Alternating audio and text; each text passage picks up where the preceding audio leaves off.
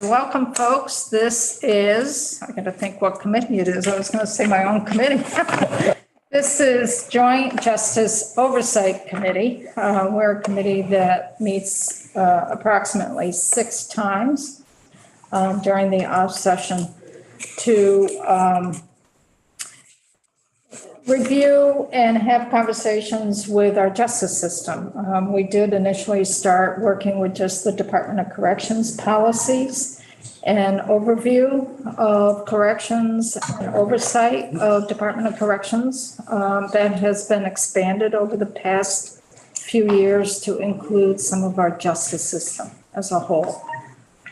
This is July 7th. It is our first meeting that we've had in this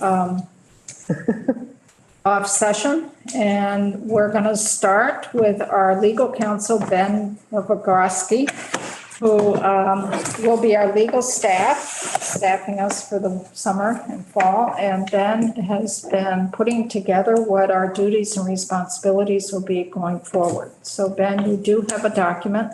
There are some paper copies as well as it being done electronically as well. So Ben, welcome, and if you could identify yourself for the record. Thank you, Chairman. It's Ben Novogroski from the Office of Legislative Counsel. Worked with many of you, but for those that I've not had the pleasure of working with so far, this is my first summer at Leg Counsel. I primarily staff the judiciary committees in the House and the Senate and government operations and corrections and institutions. So I'm a frequent flyer in those committees, but not in others. So it's my pleasure to work with this committee this summer. As Chair Emmons said, I've prepared a PowerPoint kind of going over the committee's charge, an update on some old business from 2021 and some of the tasks facing the committee for this summer as well. So bear with me, I'll share my screen and we'll get started.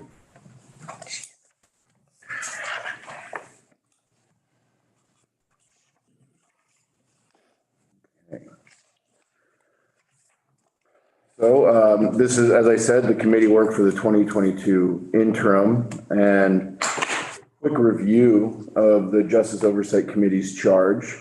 The powers and duties of the committee are first to oversee the Department of Corrections, which would include evaluating strategic operating and capital plans, overseeing policy development, and also encouraging communication between the DOC, the criminal justice system, and the administrative branch.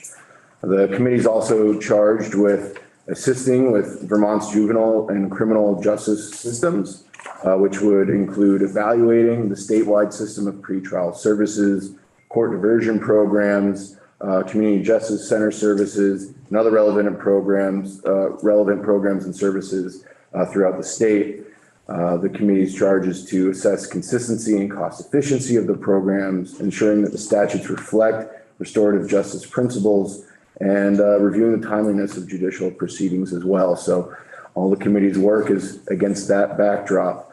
And as an overview of what the committee work is for this summer, there will be a series of reports and check-ins from the 2021 session. So there were some mandates in Act 24, which is the probation midpoint review report from DOC, Act 57, which is the Department of Mental Health's report on the competency to stand trial and insanity as a defense. There's Act 56, which is a joint proposal from the Criminal Justice Council and DOC on certification standards for correctional officers, and Act 74, which is a report on the unexpended funds of out-of-state beds for fiscal year 2022. I could just, on Act 57, that's 3. One of the most important parts of that report, and might want to just update, is the idea of should Vermont have a forensic unit. And with these, this is an overview, and there's more details getting into. Okay. I just want to flag, for me anyway, that was one of the more important things in the bill in terms of looking at the future of the mental health facilities. So before we go to new business, is there any other thoughts or questions on the old business? Because that came to my mind too, that on Act 57, it's really setting the groundwork on whether or not we go forward with a forensic unit. Also on Act 56, and I know Ben has included in the packet here, the language itself of the legislation for each of these certification and decertification standards, correctional officers. That's with, it used to be the Criminal Justice Training Council. They have a new name now, but they're working with the OC to look at not just the certification and decertification, but also looking at training of correctional officers and that whole gamut. And I know in testimony they provided to us last year, as well as testimony they provided to the House Corrections and Institutions Committee, it's much more involved than what they had anticipated, so it's taking longer time. But that one's a pretty heavy lift.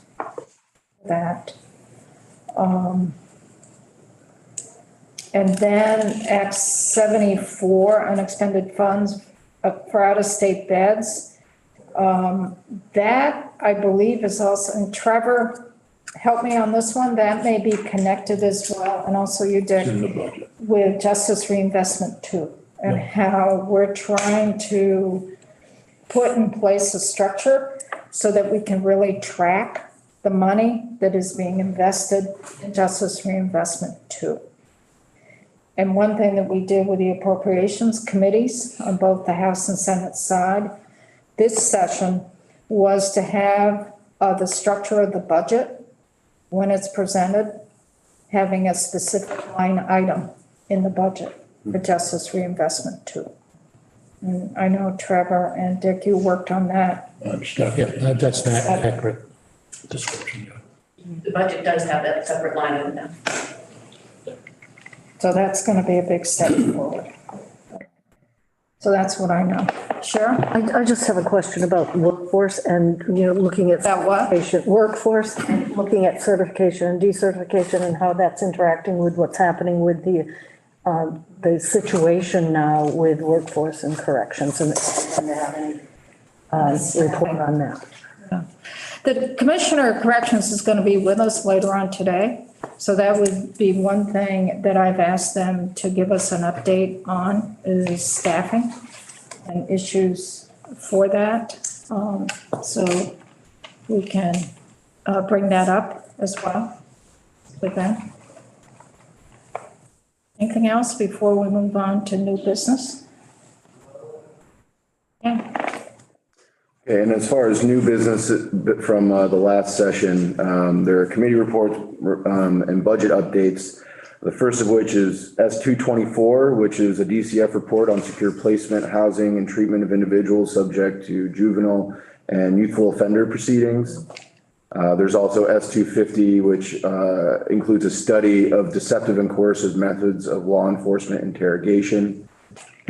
H-740, which is the appropriations bill, and that's the JR2 line item, and also a study on restorative justice programming and services in the state of Vermont. The new business S-224, what's come up very recently is the Bennington case. A 15-year-old girl charged as an adult. There is no placement in the state for her, so she's being held in South Burlington in a cell, separate. And I'm not clear on all the rules, but it's highlighted part of the problem in placement. She's obviously been charged with a very serious crime, significant assault of her father.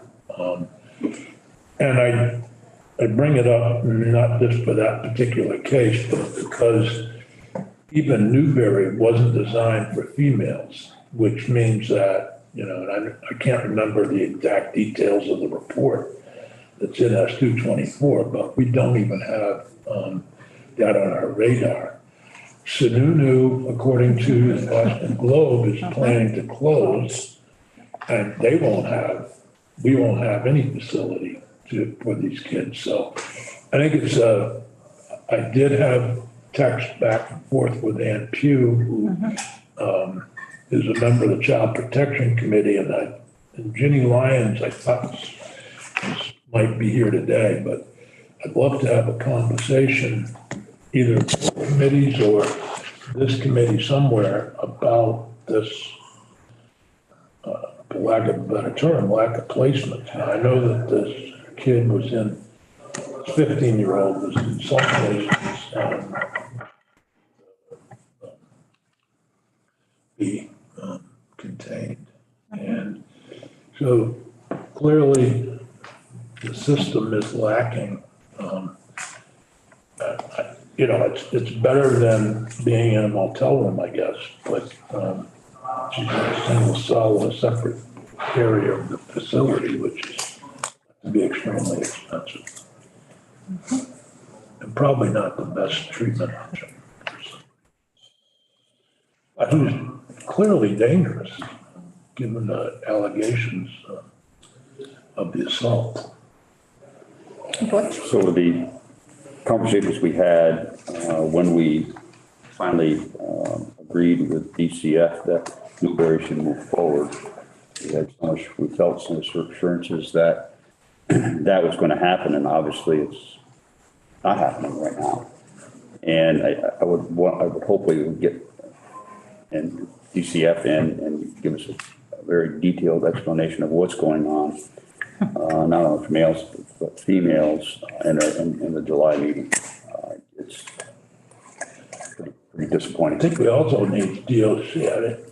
They're the default. And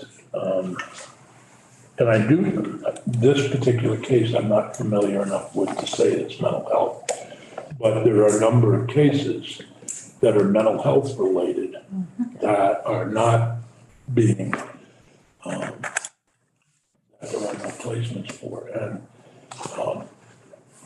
you know, this was really an administrative decision to go forward with Newberry. It wasn't a legislative decision.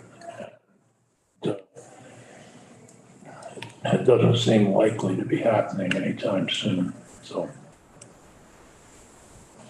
So we'll go over the language that's in S 224 because it does lay out, having the administration come back with a plan for those juveniles from 12 to 17. And I don't believe the language speaks for both genders. I think we left it, gender neutral, I mean, just for the whole system. But this is a real concern, and we can schedule some time in July to really take a look at this. We know that when a juvenile needs a secure placement and we don't have a placement, that by default, they do go to a correctional facility. And there needs to be sight and sound separation. So this is really the first time that we've come across, they've particularly a had female. males in Marble Valley. Marble right? Valley, a number of occasions where they had, I think, 4 beds. But this is the first time they've been confronted with a female under the age of 18. Right. That I'm aware of. So this has been an ongoing issue, really, since Woodside was closed. And the plan was for the Beckett facility, but again, it was just for 6 males, not females. So we'll be spending some time on this. See if we can get this moved off the dime a little bit. Anything else on the new business before we get in more specific to the language on the old business and new business? And Chairman, if you want, I'll keep a tally sort of these issues to, bring up for July or whichever meeting is scheduled. Great, thank you. Moving first to the 2021 business. In Act 24, this is the midpoint probation review report. By August 1st, DOC shall report to joint oversight on the number of probation discharges or probation term reduction motions that are filed by the department, the number of probation terms that were reduced or terminated by the act, and the amount of time reduced from probation terms as a result of the term reduction motions being granted by the court. This is one of 2 reports that will be submitted, first this year and then next year. They can also include further legislative recommendations. And it should be noted that in this past legislative session in Act 94, there was some retroactivity language applied to current probationers, and also made it mandatory for the commissioner to file a motion to dismiss the probationer from probation if pending criminal charges and probation violations were resolved. That language wasn't in the initial legislation, and my understanding is that Senate Judiciary took testimony on this from the department, saying that this wouldn't be overly burdensome and would be workable for them.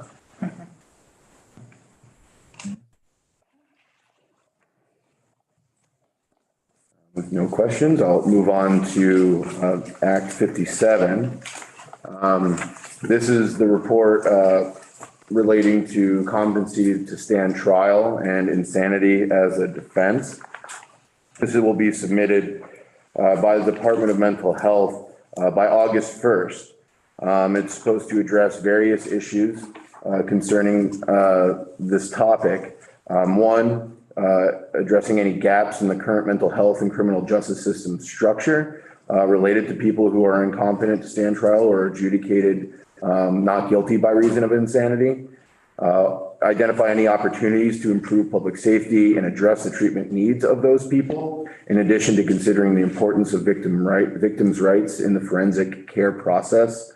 Other states' competency restoration models and how they're used, and specifically models that don't rely on involuntary medication to treat competency issues, and how cases are addressed when competency is not restored.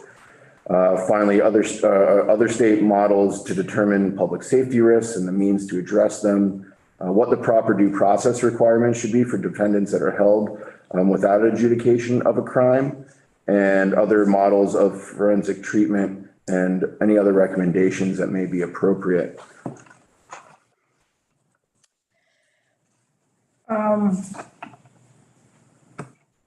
Is there a mental health oversight committee off session? Isn't there a committee? Seems like there was in the past or something. Wasn't there somewhat? I believe the mental health oversight committee got eliminated. Okay. So there's no other. There's still a healthcare reform oversight committee, but I believe that the mental health one got folded into another structure several years ago. So I'm just wondering, I mean, the report needs to come to these standing committees, the chairs, but this is something that we also need to take a look at too, because of the forensic. I think the person, chair of a committee that's not here is the Is, House Healthcare Committee. right, So maybe we can invite them yeah, because they worked quite a bit on this language. to join us in that meeting, and so that they we have at least chairs and members of those committees at the next, whatever meeting it is, we take these up. It'll have to be in July if they're to meet the Well, it August. says on or before August 1st. Yeah, Madam Chair, yes, I just want to make sure that committee members note that this is not just dealing with mental health issues, also deals with other issues affecting competency like developmental or intellectual disabilities, traumatic brain injury, and dementia. And I note that this was requiring the Department of Mental Health to convene, working groups. So I'm presuming that we will hear also with regard to those other statuses. So I know that, for instance, within Dale, there are other programs for people who are determined incompetent to stand trial that are actually quite a bit different than the ones that are within mental health. So it would be instructive for us to hear about both of those.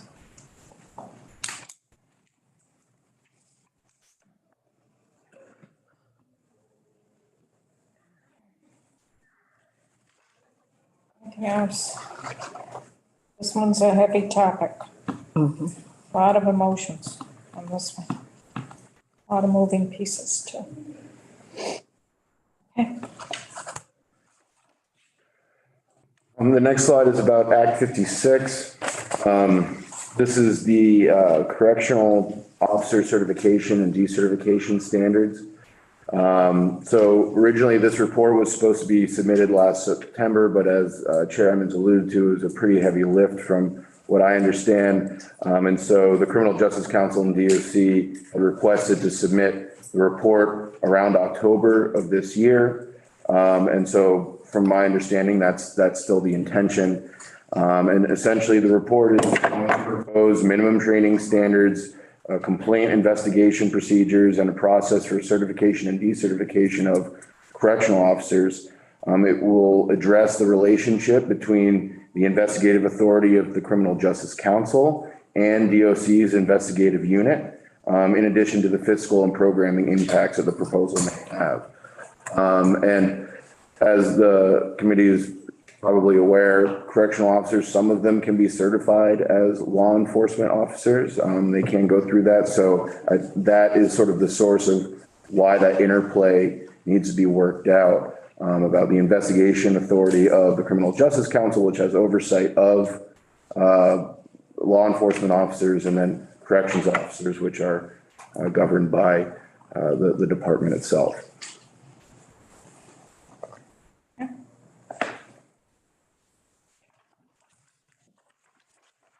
And Act 74, this is the appropriations budget or bill from 2021, and this just discusses that in September of this year, the amount of unexpended funds for out-of-state beds for fiscal year 2022 will be reported to this committee. And after discussions with Stephanie Berry, that seems that the timeline would work out. Fiscal year ends. It doesn't end before September, so there's a little bit of time to get it all together. So this is something that we're really gonna have to focus in on, in that the bed savings of the out-of-state beds are then to be invested in our justice reinvestment pool. And the way that the language is written is that this committee would need to make the recommendation as to where those funds are recommended to be spent. So that when we convene in January, the appropriations committees have some direction in terms of a legislative request for where the money should be reinvested, and not leave it totally up to DOC. I don't know, Trevor, if you want to weigh in, but up to this point, particularly this past session was really difficult in trying to track the money. And Yeah, we had carryover funds, and part of it was going to go to base and part was going to be one-time funding. But there wasn't a recommendation made by DOC prior to the session starting. So it became incumbent on crisis institutions conversation about where to put that money. And that's what ended up in the budget, how we allocated those funds, which built on the base of prior savings, out-of-state savings. And see, there's a year delay too, in terms of the money being invested, because it's based right now, what we will hear in September is the out-of-bed savings that occurred in FY '22 to be invested in the FY '24 budget No, this or the FY '23, 23 budget. And which will, what we did this year is for the 23 budget, right? We put the FY '22 monies into the C section of the budget, which means they could be used in '22. That makes any sense? Yes, you did see in C 104. Yeah. and that's where it gets convoluted. Yeah. for that. And the other thing, DOC sometimes interprets these savings as investing in initiatives that are one-time and not building on the,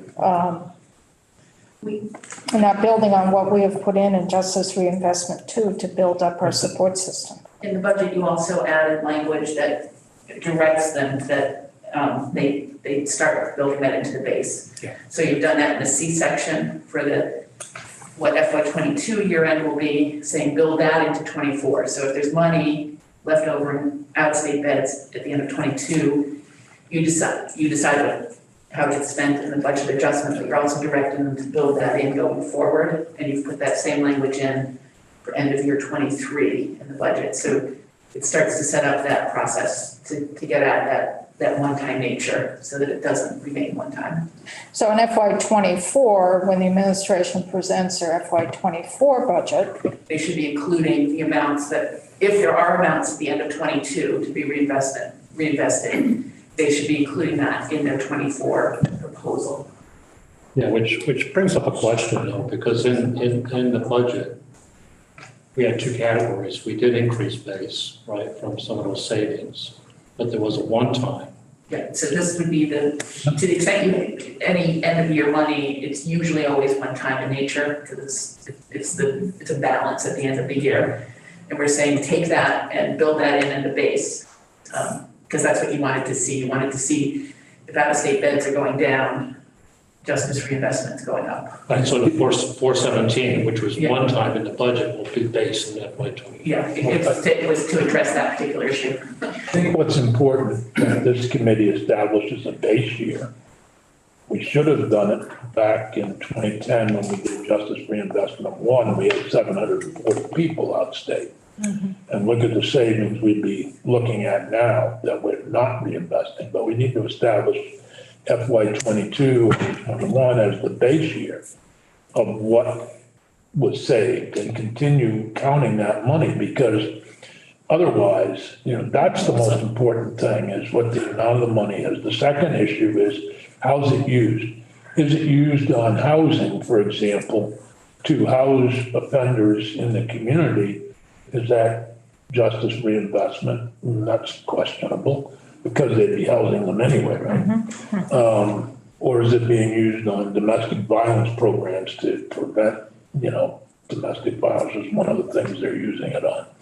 So, I think but the most important thing is to establish a base year and not let them to say, well, there were 200 people out of state saying, and now we're down to 150, and then next year we're down to 125. That's only a savings of 25. No, it's a savings of 100. Or my math was wrong there. never do math in public.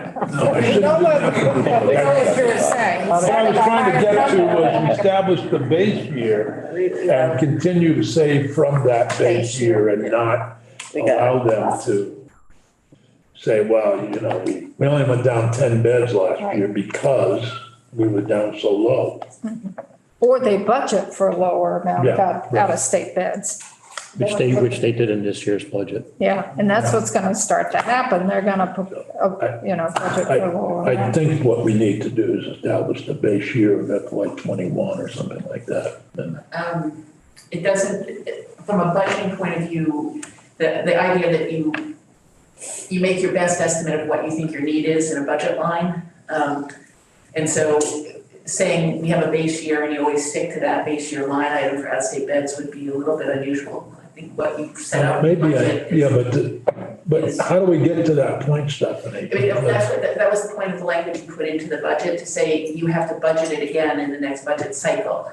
So to the extent you have savings, you budget it into the Justice Reinvestment 2 the next year out. The out-of-state beds could fluctuate. They're on a downward trajectory. They could plateau.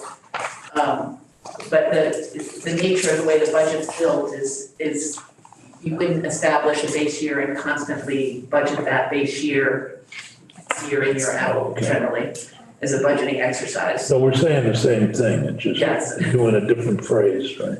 So this is in our document, a few pages in, if you want to see the layout of how it would be presented in the budget. The base year construct under Justice Reinvestment One got a little bit sidetracked with the Great Recession and then, the fallout of the budget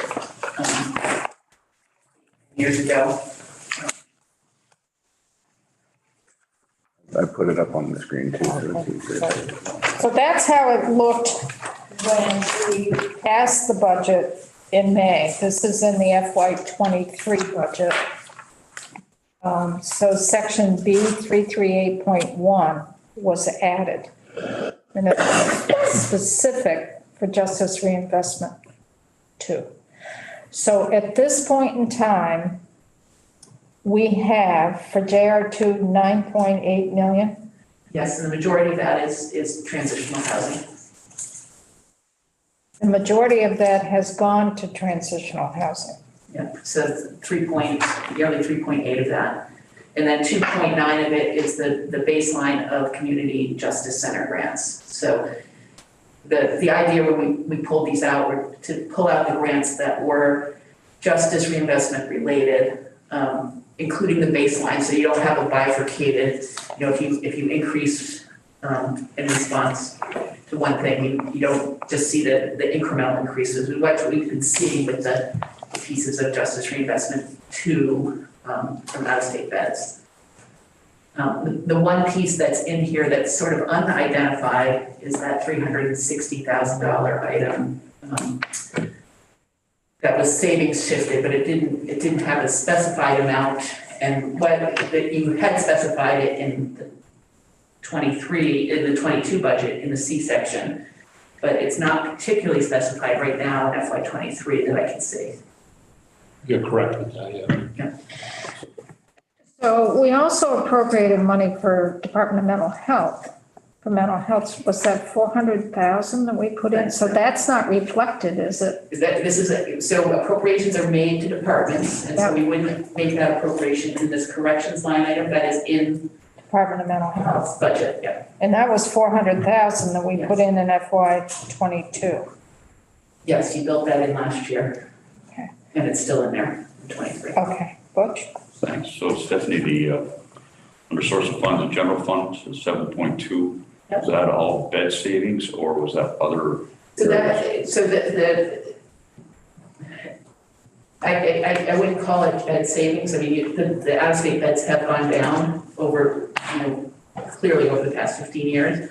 That's the amount that was budgeted into the budget in correctional services for the 2.9, the 3.79, although a portion of the 3.79 is also an equitable claimant fund budget. We get to match up some of that through investments. I'm so glad I'm not on appropriations again. What this does. That's why we have. That's why we have Stephanie, I'm But so. it does give you the picture of the total amount within corrections budget for these items that are for grants out in the community for people that, the idea is to drive down, to keep people from coming back in.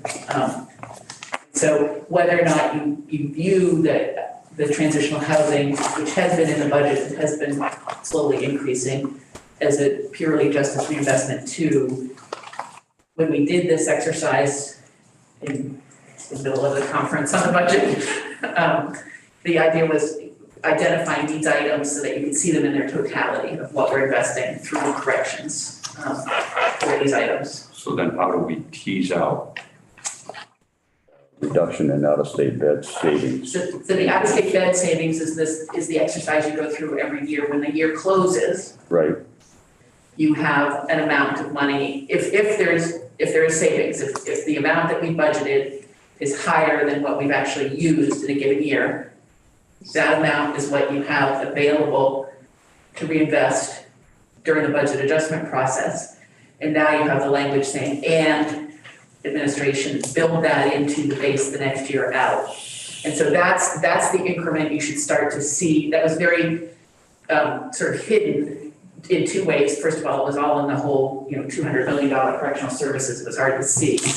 It was also treated very much as one-time money most of the time. So if I get this right, the number that Senator Sears is talking about is that number.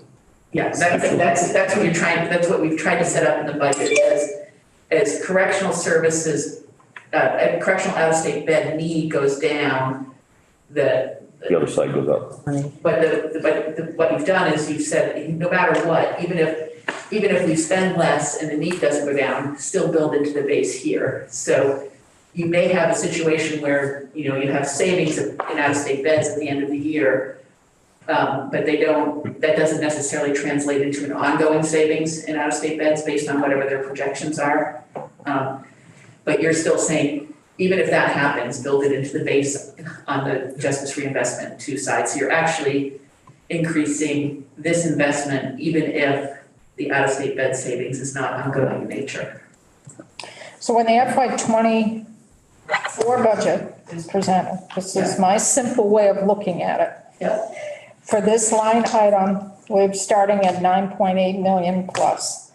That would be sort of the starting point, and then when the administration proposes their FY '24 budget for this particular line item, it could be at the same amount, or it could be maybe a little bit more to incorporate those out-of-state bed savings, or they could propose decreasing it.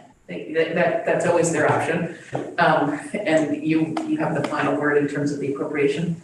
You might see this line change in budget adjustment in '23. Right. If you had savings in the out-of-state bed line, you would see that being adjusted potentially downward. But you might see this going up to accommodate the appropriation that is being carried forward. Yeah, I think everything being equal here, if you look at FY '24, you would see that one-time 417,000 be added to this 9.8 million at a minimum. FY '24. So you won't see that because that 400,000 was from FY '21 and this language wasn't in place in '21, so that added to the next year. Not the 417? The 417 didn't come from, we're talking about anything that's happening in '22's Okay. out-of-state beds. The 417 was from '21's out-of-state beds. And that's what triggered this action, saying why.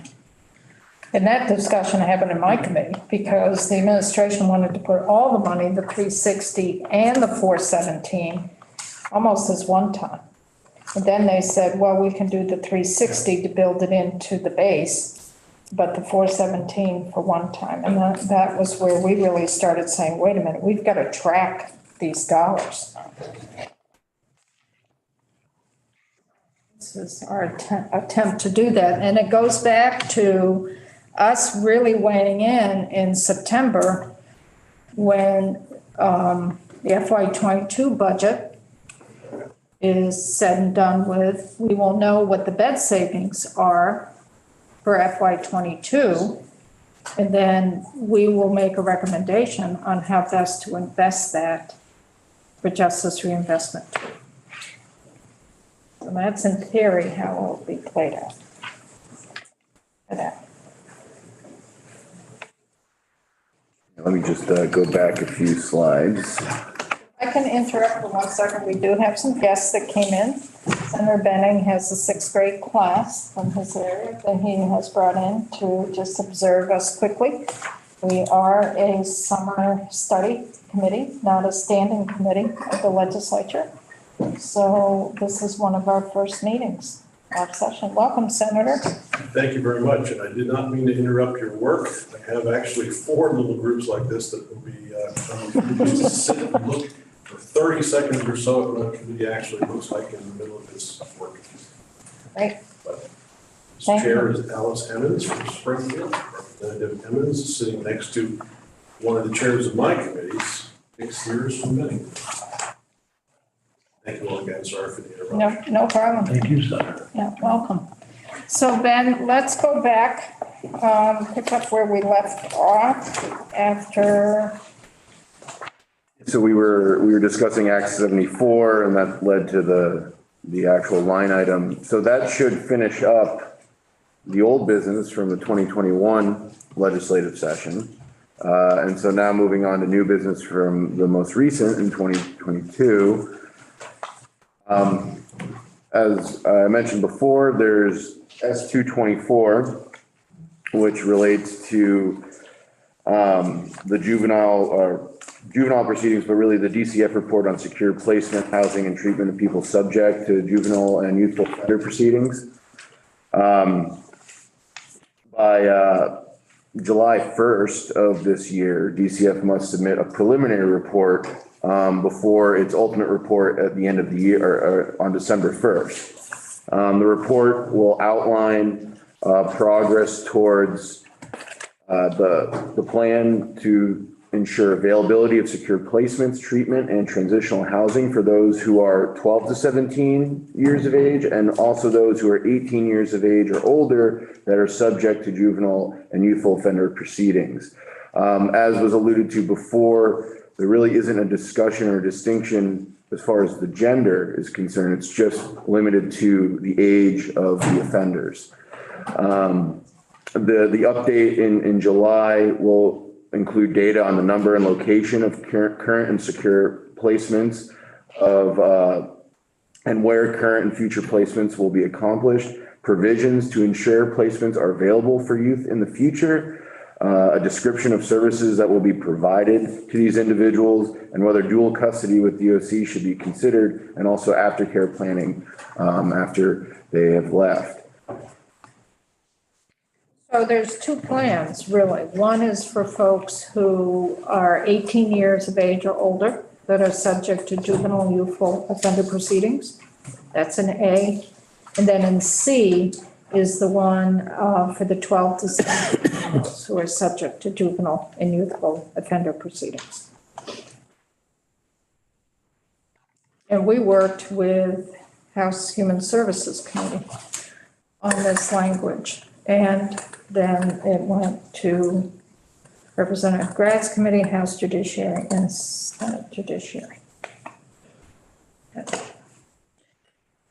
And it's also worth noting too that the plans need to be research-based, evidence supported by evidence, in practice with supporting children and families that are trauma responsive, culturally informed, and consider alternatives to incarceration as well. There are two issues here that I want to make clear. One is the raise the age, which is the 18 and 19-year-olds, and what are placement options for those kids when the 19-year-olds take place now, a year from now. It was supposed to be July 1st of this year. We delayed it by a year, and that's due 24.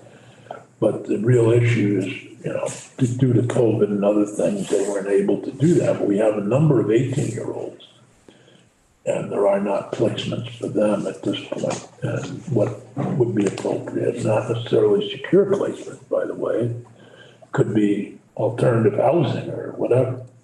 The second issue is the current situation DCF faces in terms of secure placement for juveniles, particularly the 14 to or 12 to 18-year-old. And that's the one where, since Woodside closed, we've been struggling to find placements for these kids. But it really started, if you think about it, back when Judge Crawford made the decision that kids who are showing extreme emotional trauma are not appropriate for Woodside. And that forced to look elsewhere, and that sharply reduced the number of kids being placed in Woodside. But again, it was the administration, and if I remember, we were in those meetings. You remember back to some of those meetings, there was that discussion of being able to match with federal funds placements for these kids. And that was one of the reasons for closing Woodside. And then that fell through. And we still aren't anywhere closer to having a place, as far as I know. There's been some talk with the Windham County Sheriffs, but. Well, I think it begs the question, and it may be something we need to vet. I don't know. do we go down the road of a state-owned state facility, small state facility of 8 to 10 beds? I don't know. I do not know, but somebody's got to move off the dime here. But where it gets confusing, it's really an administrative decision It is. as to in terms of contracting with somebody to provide Service. placement for these kids. And here we are, I don't know how many years now. 3, 2, 2 or 3. it was 2020, we closed Woodside. Yeah, no. So I just want to emphasize this, you know, because the people in Newbury have been pretty vocal. This is not a legislative issue in terms of citing facilities. Right. It's really the job of the administration. They took that on. And that's what this language addresses, Right. is come back to us with a plan. And, you know, and I understand, and I think we have to be cognizant and sensitive to this, that there is a court proceeding. It is in court right now, the appeal process. And that adds a layer to this in terms of maybe not being able to come out with the next steps. On the other hand, it's tying everybody's hands behind their back. You can't move forward, and the ones who suffer are our kids. That's what's happening. So there needs to be some movement somewhere. And you've pointed out the gap, the gender gap as well. But it seems as if that's all sort of taken care of by being silent in the law, as far as what this facility or who these facilities would accommodate. But I think that, you know, there's a need to point out that there's a need for 2 types of facilities here. Male and female. But the language is pretty clear: secure treatment placements and aftercare planning for 12 to 17-year-olds. That includes both, that includes. So we've got some work cut out here a little bit, and they're due to report to us, file a preliminary report by the 1st of July. So at our July meeting, we'll see that report's been filed and what it says.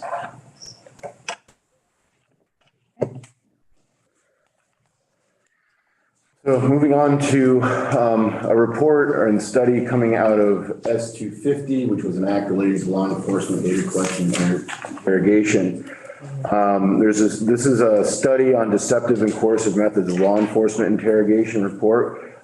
Actually, there will be some testimony on this today. And essentially, the committee shall study the use of deceptive and coercive interrogation tactics employed by the state's law enforcement. In particular, the study shall consider when providing false facts about evidence to a suspect during an interview conducted after the commission of a crime result in an involuntary confession or admission to the crime. When confessions or admissions to crimes procured by providing a defendant with false facts should be inadmissible. The appropriate age and circumstances to prohibit coercive techniques in cases involving juveniles. The use of interrogation and interviewing techniques, including the Reed technique. And legislation initiatives or programs for the legislature and law enforcement to consider to improve current practices.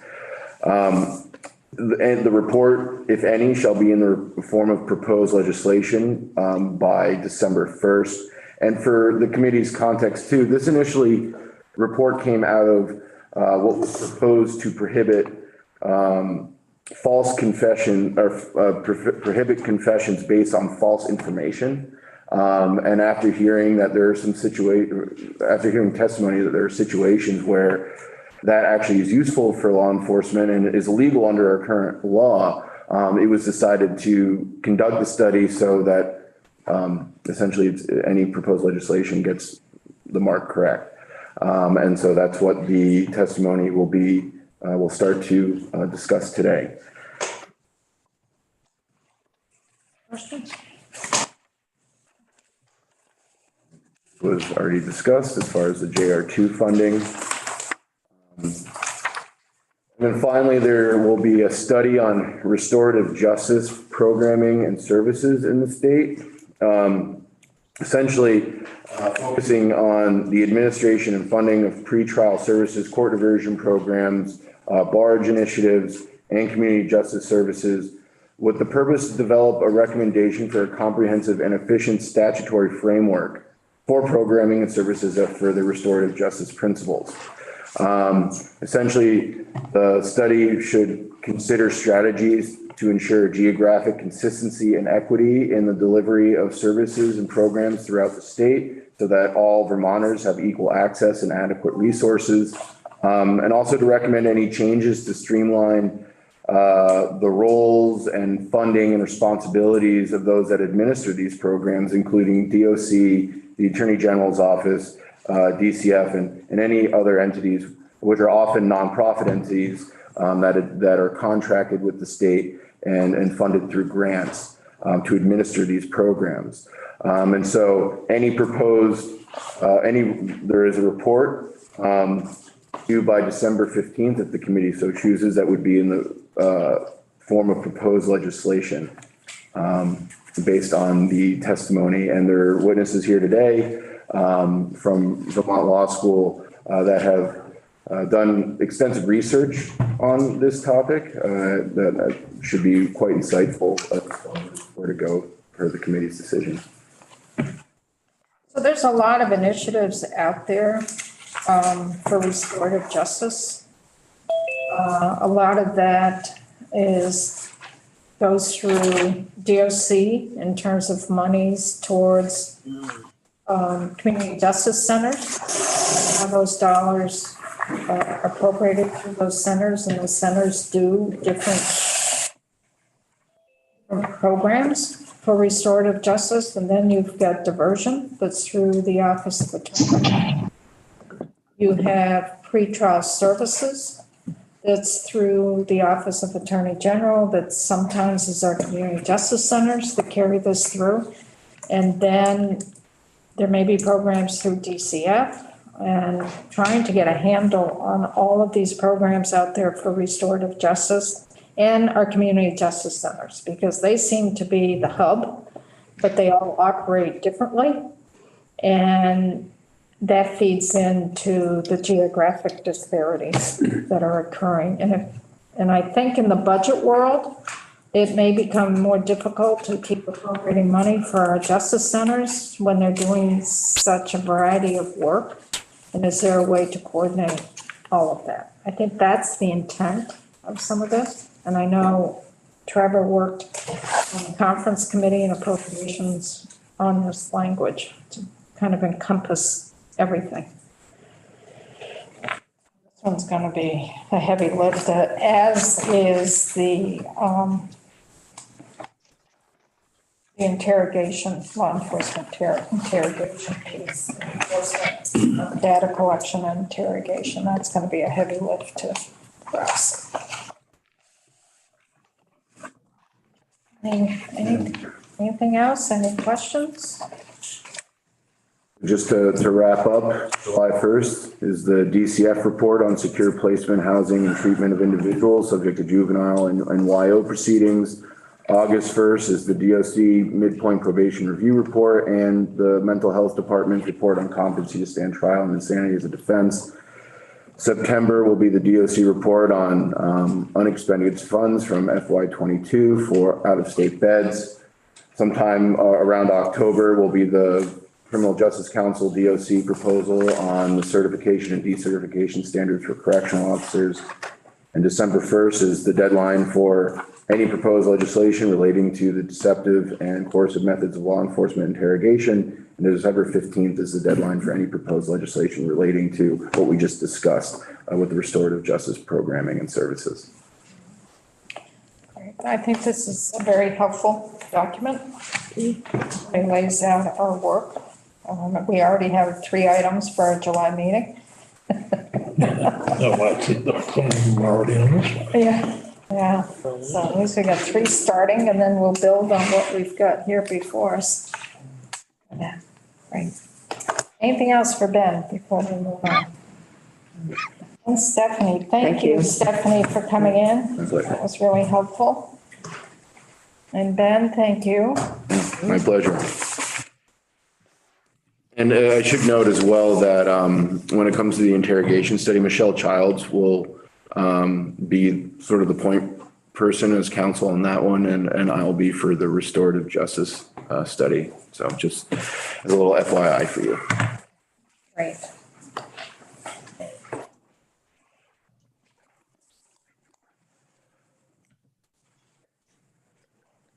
So let's move on to the next part of our agenda. And I'm looking at the list. I'm just thinking, unless Senator Sears or Representative Grad have any other suggestions, because this is more in your bailiwick than it was in mine, I would just work down the list as it's listed and start with the Commissioner of Public Safety, Michael Sherling, who is on Zoom with us. And Commissioner, welcome. And this is our first look for us on this particular piece of legislation. And I would look to you to kind of give us an overview and I don't want to say set the tone, but sort of outlay the parameters and outlay this issue for us, because some of us, this is new to us. So welcome, Commissioner. If you could just identify yourself for the record. Thank you. For the record, Mike Sherling, Commissioner of Public Safety. Thanks for the invitation to be here today. Likely my last appearance before you as Commissioner, as you probably know. It's been a pleasure.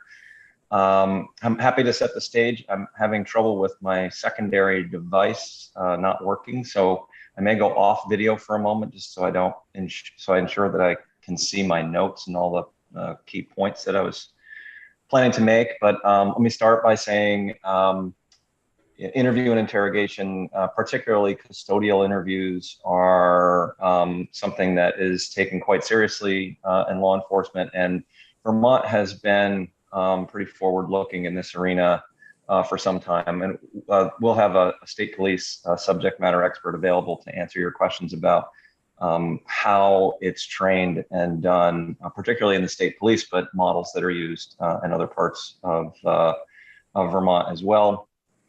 This is something that there is a robust amount of case law on, both at the federal level and via the Vermont Supreme Court. So there are pretty substantive guidelines or guardrails to this topic. That doesn't necessarily mean there isn't room for improvement. I think my emphasis on areas to take a look at, and I think this will be echoed by Julio Thompson from the Attorney General's office, would be to focus in the arena of juvenile interrogation in particular, just to see if there are places that we could tighten things up a bit, because that's an area where there's emerging science, and I think to a large extent we're in pretty good shape in Vermont, but I can't say that the practices in place are ubiquitously as modern as they could be. So an area to focus on. So with that as the introduction, I'm going to move to my notes, and I may, depending on how this works, you may not be able to see me for a couple of minutes, but I'll be right back if you can't.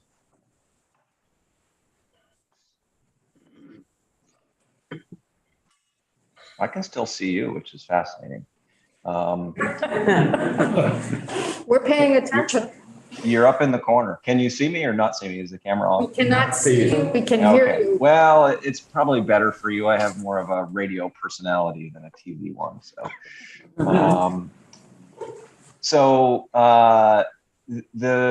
It's important to note that the current best practice is to avoid using deception to the greatest extent possible. And I think we heard during testimony early on the bill this originated from, that there was concern that law enforcement would tell someone something that was overtly not true in hopes of getting them to confess. So saying, for example, we have your DNA and you should confess. I'm totally paraphrasing that. That may not be that is clearly not a direct quote from someone's testimony, but the general concern was, among the concerns are something of that nature. That is not something that has been practiced widely in law enforcement for decades. I taught interview and interrogation in the mid 1990s. And, at that point, the case law was pretty clear, and our training and operational practices were pretty clear that that line is crossed if you're telling someone something that's overtly not true, that could shock the conscience and force somebody or coerce somebody into to confessing or saying something, even if it wasn't a complete confession, saying something that's incriminating in an effort to try to extricate themselves from a piece of information that isn't accurate. It's not uncommon or wasn't previously uncommon to ask questions of evidence to someone who you're interrogating, a question along the lines of, would it surprise you if your DNA was found at the scene? So not indicating a piece of false information, but trying to gauge someone's reaction. And that's really the nature of a question like that, is to gauge a reaction to a piece of information to try to get a sense of whether you're on the right path with a particular suspect. I should also say from the outset that any interview or interrogation is designed to do one of two things. And more often it is designed to do the latter thing, which is probably surprising to most people hearing about law enforcement interviews. The first thing, of course, it's designed to do is elicit incriminating information or the truth if someone is guilty of a crime. And the second is to clear innocent parties of suspicion. More often than not, when we're talking with people around a criminal investigation, it is to clear them of suspicion, because oftentimes you're talking with multiple people trying to ascertain whether they had some involvement in an event. Now, that may be, that differs from crime to crime, but I would venture to say from a qualitative analysis, not a quantitative analysis, because I don't think we measure this, we interview more people that we're clearing from suspicion than people that we are eventually suggesting have committed a crime. So the next important point is that any interview strategy, it has to be designed to try to get to the truth, not to simply get to a confession at any or all costs, because the last thing that you want to do is end up with a person who's not responsible for something subject to criminal charges. And I know there are, the Innocence Project does a great job, working on this issue for people that have been wrongfully accused and convicted. Knock on wood, we're not aware of any cases where that has been an issue in Vermont, in large part, I think, because Vermont for several decades has been further ahead of the curve in ensuring that we've got good criminal investigation practice. A quick side note here, you either have heard or will hear about the Reed technique of interview and interrogation, which has come under quite a bit of scrutiny and is no longer employed by the state police, but it is still taught from time to time in Vermont. And I think it's important to note that Reed is a tool set that, if it is improperly used, can lead to bad things. If it is properly used, it does not necessarily and shouldn't lead to false confessions. That said, we believe there are better techniques. We'll hear more about those later. But I just wanted to note for folks that that's been used in Vermont for some time. And while it's imperfect like any other strategy or technique on criminal investigation or anything else humans do, it's not, I don't believe it is necessarily as it's been portrayed, unless it is misused. So like any tool, if you misuse that tool, you're going to get bad results in one direction or another. If you use the tool appropriately and wisely, you don't necessarily get bad results. So use a hammer to try to fix a car, car's not going to get fixed. Same general thing can happen with interview and interrogation. Generally, relative to whether this should be legislated or not, I can say with confidence, we're not fans of going into that level of depth in terms of legislating how interviews should be conducted, in large part because that is squarely in the courts arena, and the courts in Vermont and at a federal level in the Second Circuit do a very good job, as I said when I opened, in creating guardrails and really clear delineations about what is allowed, what's acceptable, and what the community standard is. This is second to search and seizure, the area that has the most robust amount of case law of any area of criminal law that I'm aware of.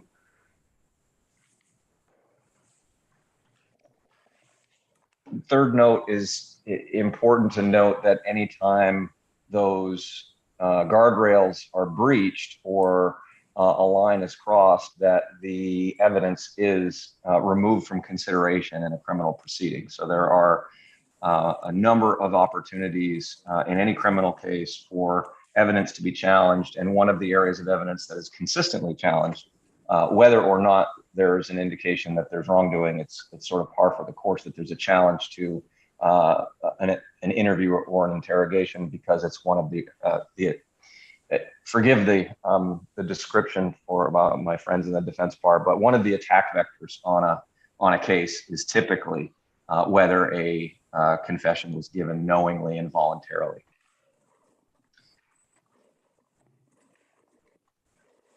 I think those are the main points. Happy to answer questions, but sort of to recap, I think it's a good thing to explore. The area of focus that I would spend more time on if I were elected to the legislature, I'm not, but if I were, would be the area of juvenile law. And actually, I can go back to video here, scare people right out of the room. There I am. And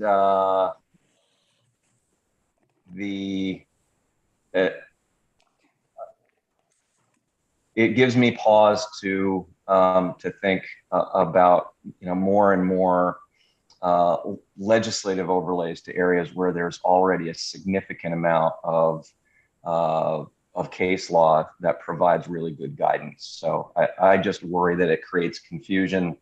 It creates more complexity. Members of judiciary committees have heard me talk about this over the last couple of years. The more complexity we create, the more chance we're actually going to create errors than keeping things more streamlined and simplistic. So, and criminal law right now is already complicated enough. So if we want good outcomes, oftentimes,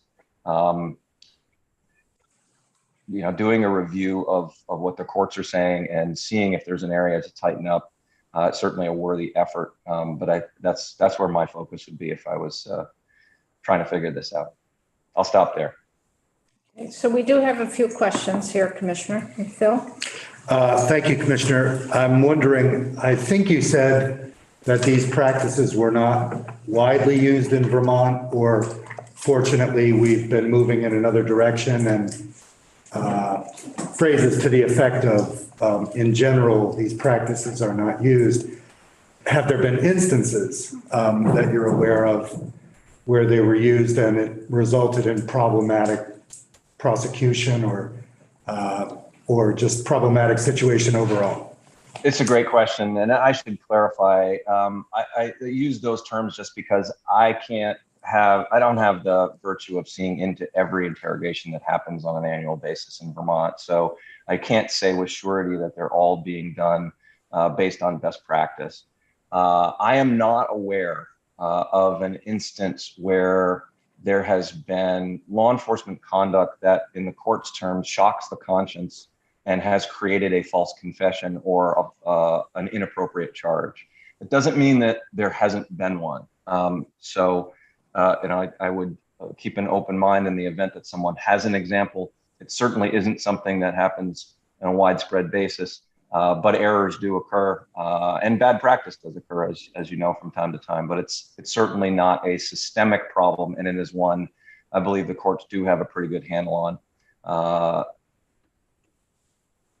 Yeah, that's the end of the sentence. Thank you. Appreciate it. Cheryl? Just to follow up to that, Commissioner, you said that although the interrogation process wasn't being used, it was still being taught. What's the rationale for that? No, I should clarify that as well. If you're referring to Reed, it is still taught from time to time in Vermont. I'm aware that there's a class, I believe this summer, somewhere in Chittenden County. When used correctly, Reed should not produce a bad result because it is not a deceptive practice per se. It is a set of steps to try to initially ascertain whether you believe the person based on their reactions and their initial statements, whether to further that interrogation and that interview. So Reed is in part designed to try to figure out whether you're on the right track. And then if you believe you are on the right track as an investigator, it gives you some tools and strategies to try to pull on threads and create threads to pull on. But none of them, if used correctly, should be introducing false information or coercing someone into providing a confession. That's a better description, I think, than I gave you before. That said, in public safety, we believe there's a better interview technique that yields better results called the PEACE method, which you'll hear about, that isn't necessarily a complete indictment of the Reed technique. Thank you. Other questions? Teresa? Thank you, Commissioner. So I guess in my head, am having a little bit of a hard time trying to reconcile. We're not encouraging the use of the process with we're still teaching it. And so I'm trying to figure out, I recognize that there's multiple different sort of layers of law enforcement, not all of which that the state police control. And so that there are, I guess, decisions made at different levels of law enforcement about that. Let me take one step or elevate one step further. So I'm sort of giving you the 30,000-foot airliner view. If we go up to the satellite view of law enforcement training generally, it's centralized for basic training at the Vermont Criminal Justice Council, which is at the Police Academy in Pittsburgh. All of that training is done, or almost all of it is done through volunteer instructors who are employees of various agencies around the state, both law enforcement and outside entities. And when you're done with basic training, each department then chooses what types of training they want to provide to their employees in certain categories. Some of them are statutorily required. Others are just key areas of operation that need to be trained on a regular basis, including interview techniques. And they're free to use whatever methodology, whatever training methodology they want, as long as it conforms to the existing, legal standards. Vermont's legal standards are different from other states because we have different case law promulgated by the Vermont Supreme Court. So when we're vetting training, we have to make sure that the instructors are teaching and the curriculum is designed to ensure compliance with Vermont's legal overlay. So that's a really long way of saying the Reed technique, and I want to over focus on that, just one of a number of different interview trainings you can go to, but this is one that's been testified about. The Reed technique on its face is not illegal. If you use it improperly, it could be. If you use the PEACE technique improperly, if you stray from the curriculum and from what's recommended practice, or if you stray clearly from the existing case law, then you're in dangerous territory. And that can occur with any kind of training. Use of force, obviously something we've talked about at length for the last couple of years in particular. Lots of different use of force methodologies, lots of different tools used by different agencies. Some use different impact weapons, some use specialty impact munitions, different kinds of firearms.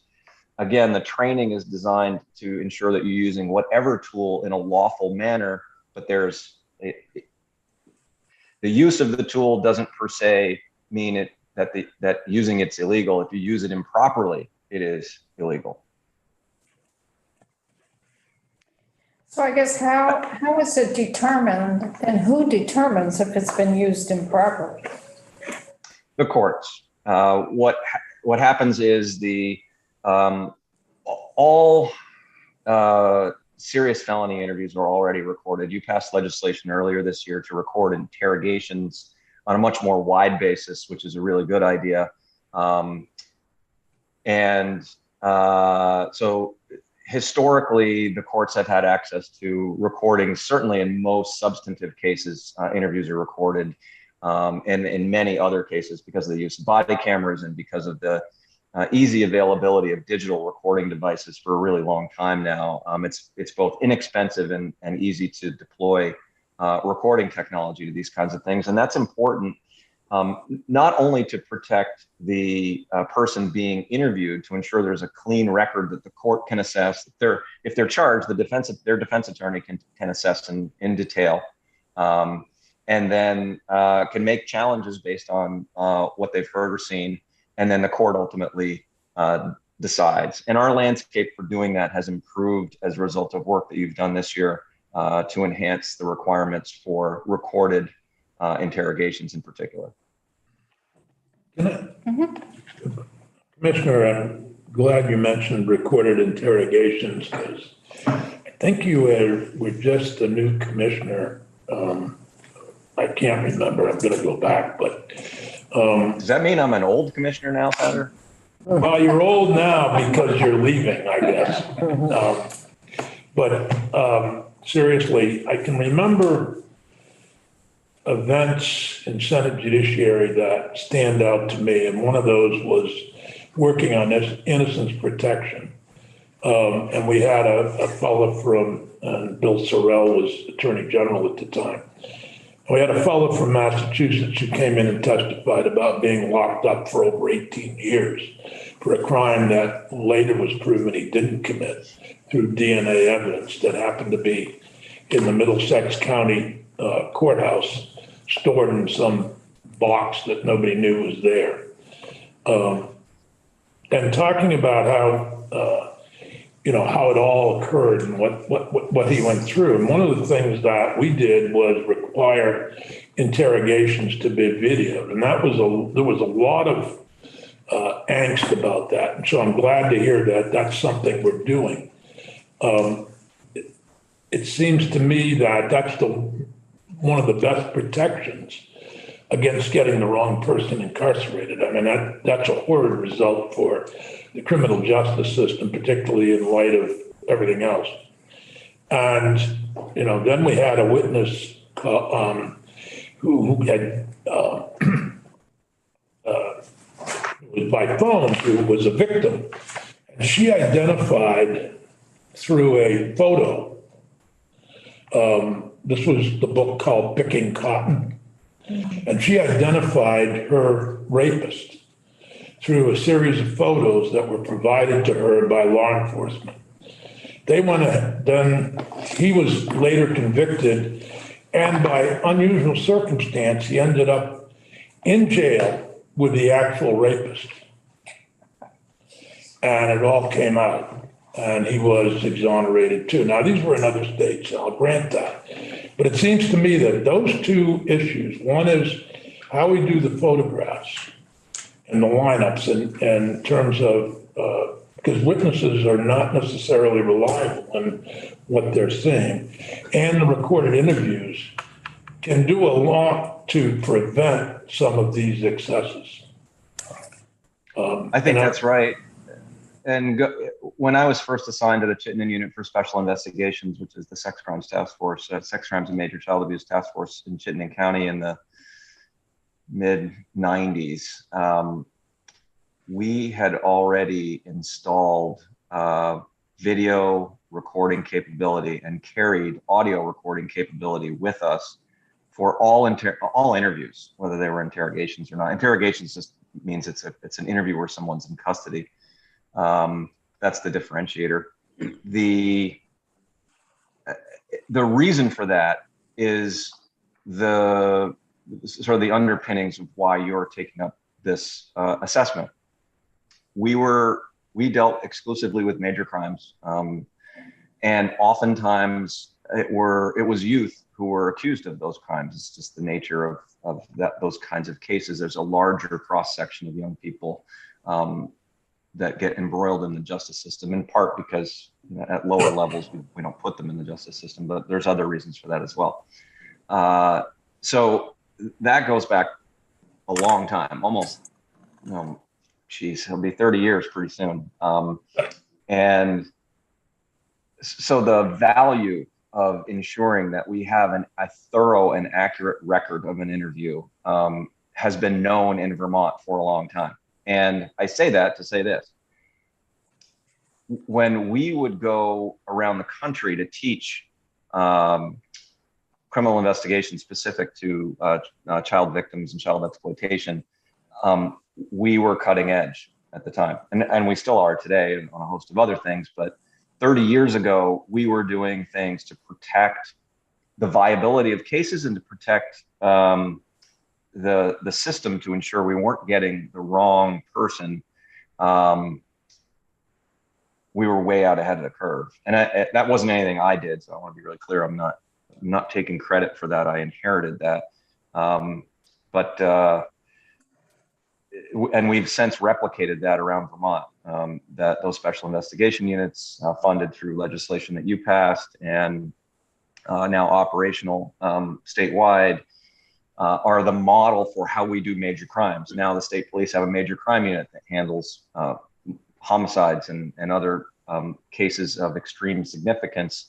And the models developed 30 years ago and built upon for 3 decades are brought to bear in those cases. So I can say with surety that, I'll put it this way, I wouldn't want anyone in my family to ever be the victim of a crime. And I wouldn't ever want a member of my family to be accused of a significant crime. But if either of those two things were to happen, I have faith that in Vermont, they're going to get a thorough investigation on one side and a fair shake on the other side.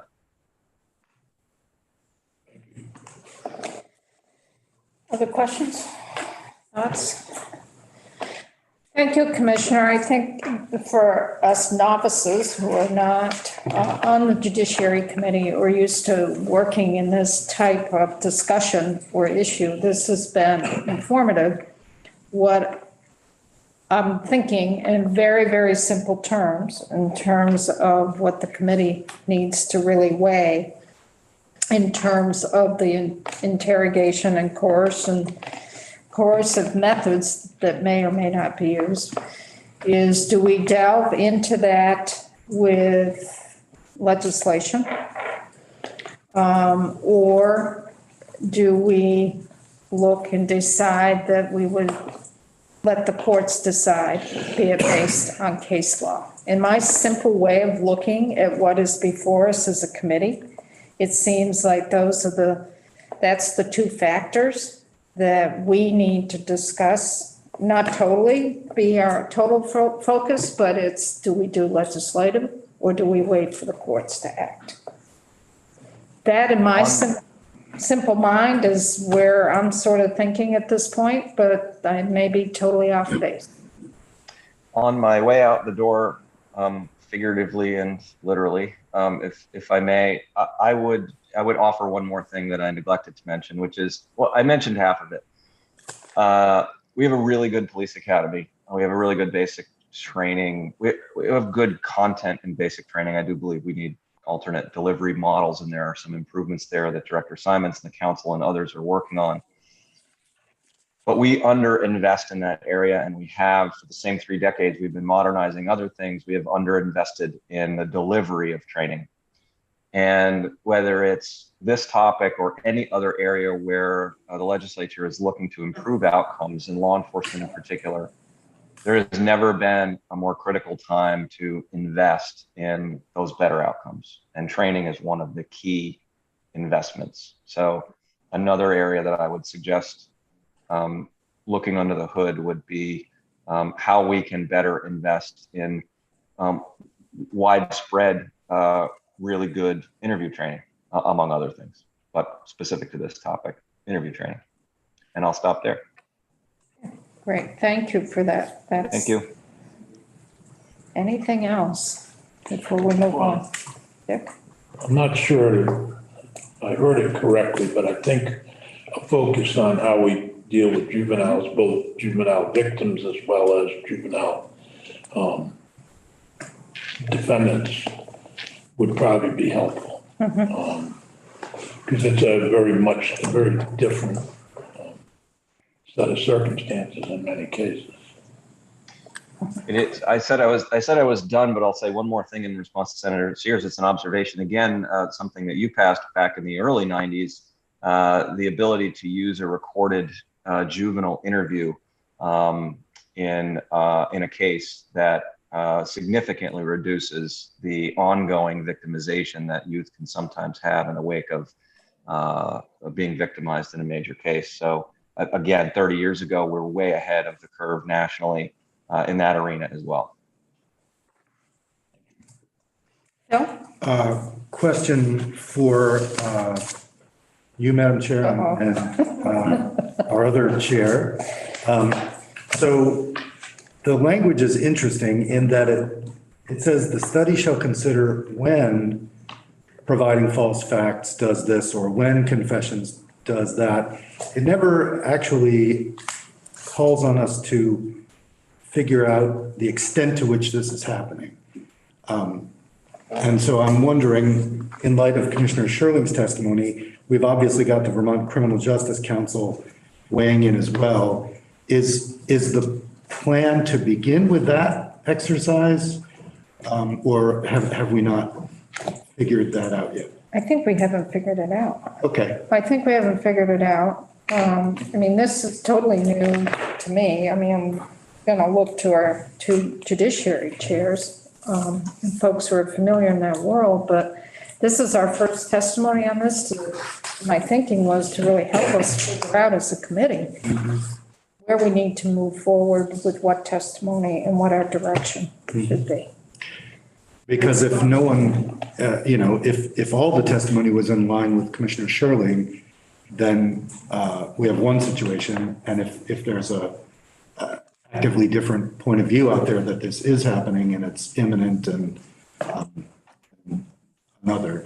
Right, and I think that comes back to what I was thinking in my simple way. If there's some real issues out there, do we address it legislatively? Or do we wait for the court to act through case law? Yeah, that's what I was sort of thinking. You know, it's like we've got to take a lot more testimony to really figure this out. Where are the issues? Where are the problems? Where legislative work might help or not? I just don't know. But, this bill didn't come out of judiciary, it came out of government operations in the Senate. And we weren't really involved in the development of it, but from Commissioner Sherling, and I'm sure we'll hear from Bill Sorrell and others, I go back to the focus on better training.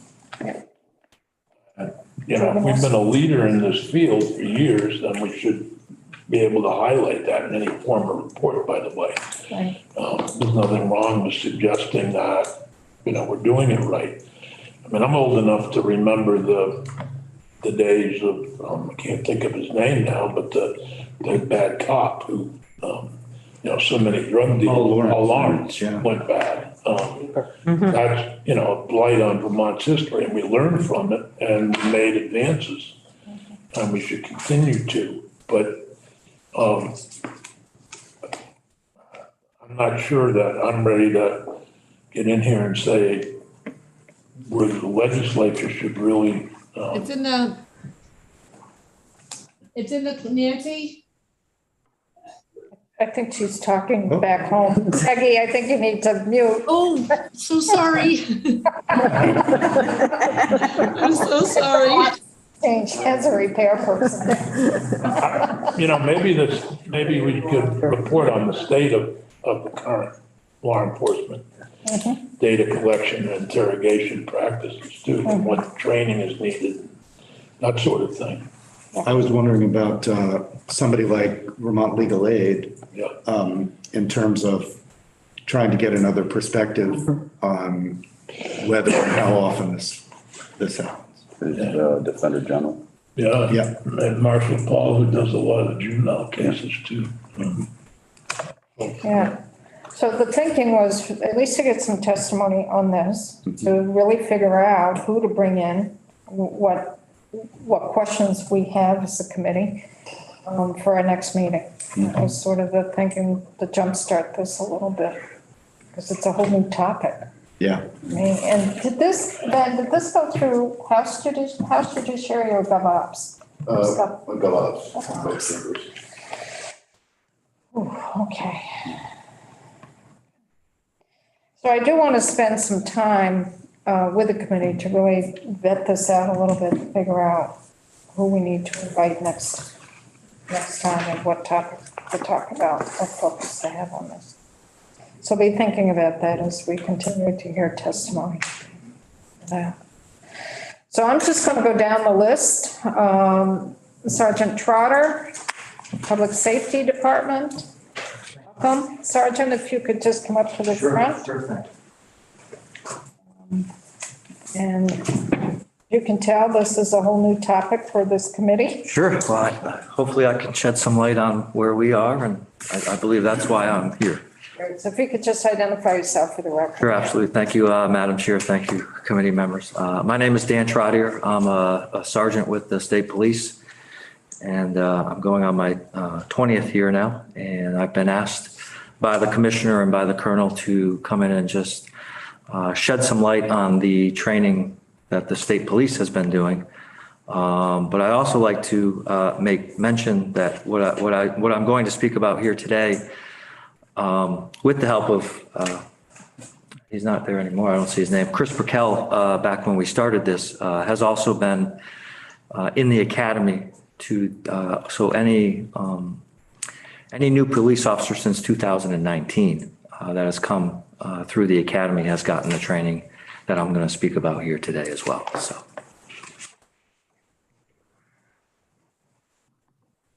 I have a prepared, I don't know who you would like me to send it to so you can get it on the record, but I have prepared testimony. Why don't you give us the testimony, and then they can be sent to our administrative staff, Peggy Delaney. Peggy Delaney, all right. Yes, ma'am. So again, I was asked to come in and speak on behalf of the colonel about the PEACE model of investigative interviewing. And I'm just going to give you an overview of what that is and kind of how we, as the state police, got to a point where we are today in doing that. So number one, the PEACE model it's a tier-based training program.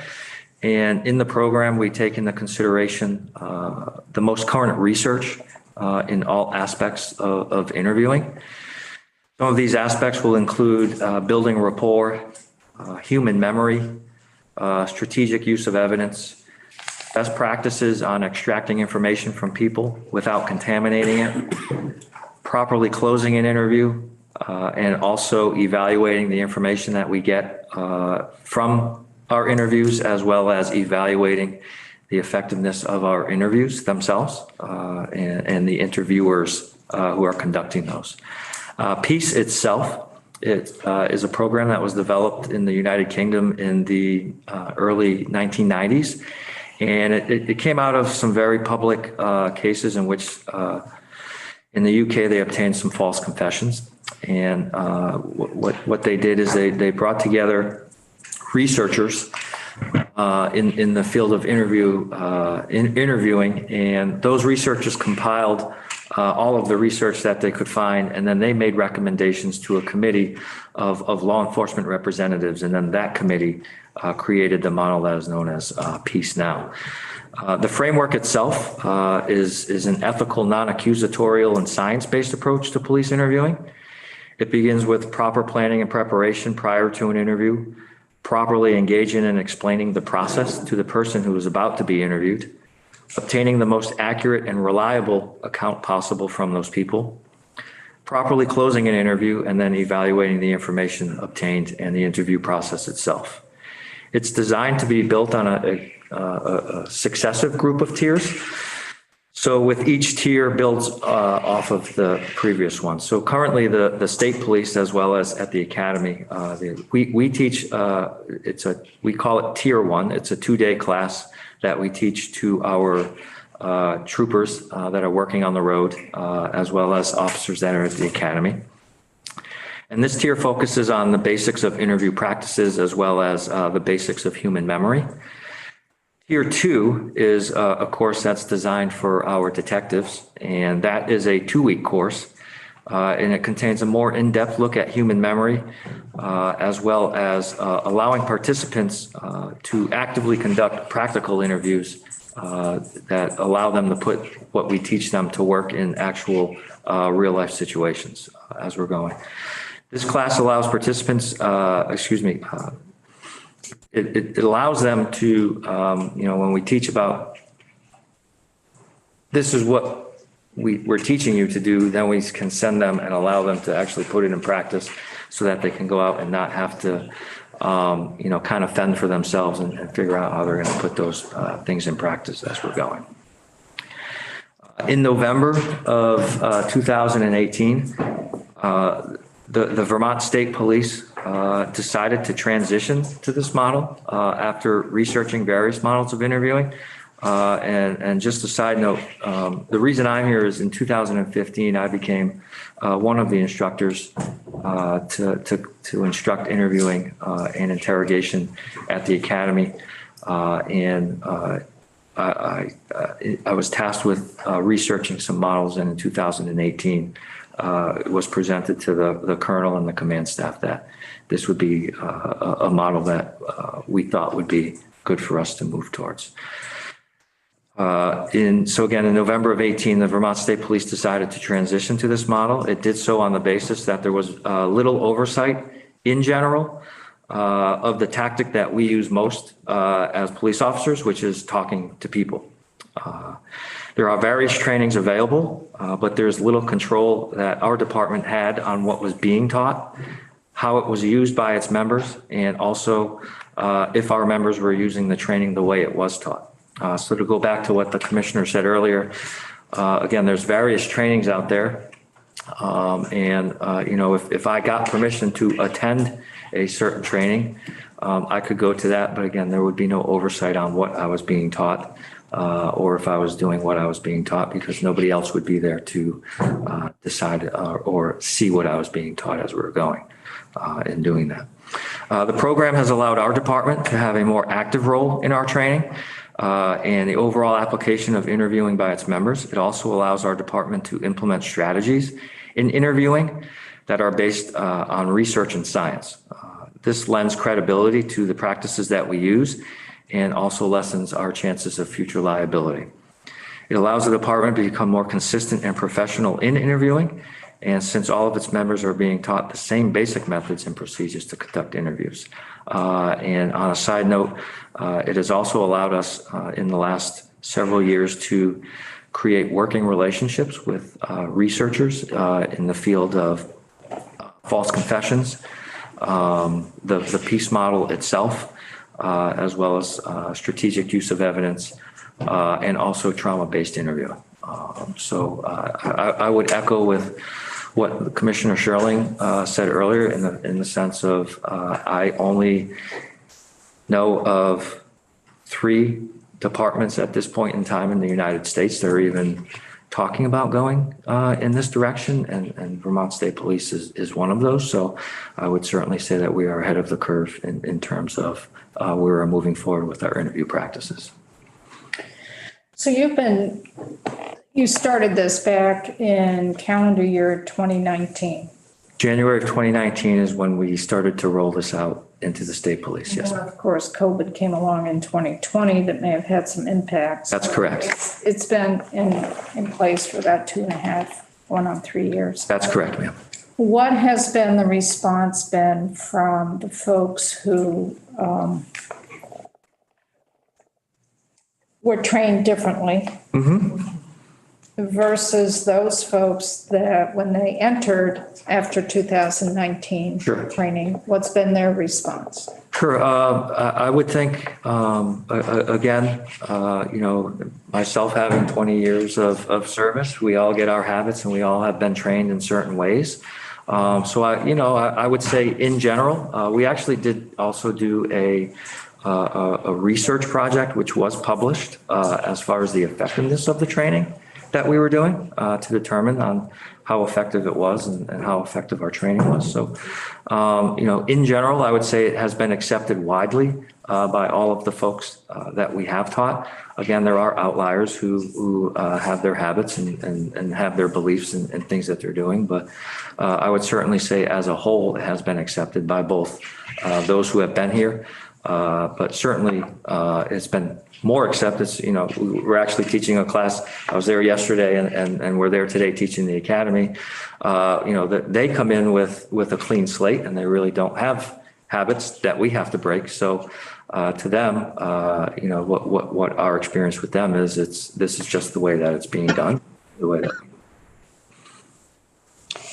So is this training just for our state police, or is this also being done for our local police as well? So the initial tier 1 training, which is our 2-day basic course, that is being trained within the state police, as well as we are the instructors who are tasked with teaching the interview class at the academy. So in 2018, when we decided to move forward to this, I went in front of the Criminal Justice Training Council at the time and said, if we are going to continue teaching, this is the model that we will be teaching. And they gave us the permission and gave us the okay to go ahead and do that. So any police officers who have been in the academy since January of 2019 have been taught this model itself. Cheryl, Teresa, and Dick. Thank you. PEACE. PEACE. What's the acronym? PEACE. P stands for planning and preparation. The E stands for engage and explain, building rapport. The A stands for account, obtaining the information accurately.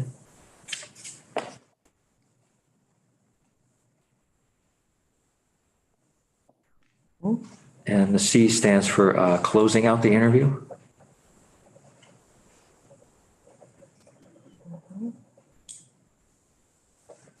And then the E stands for evaluation.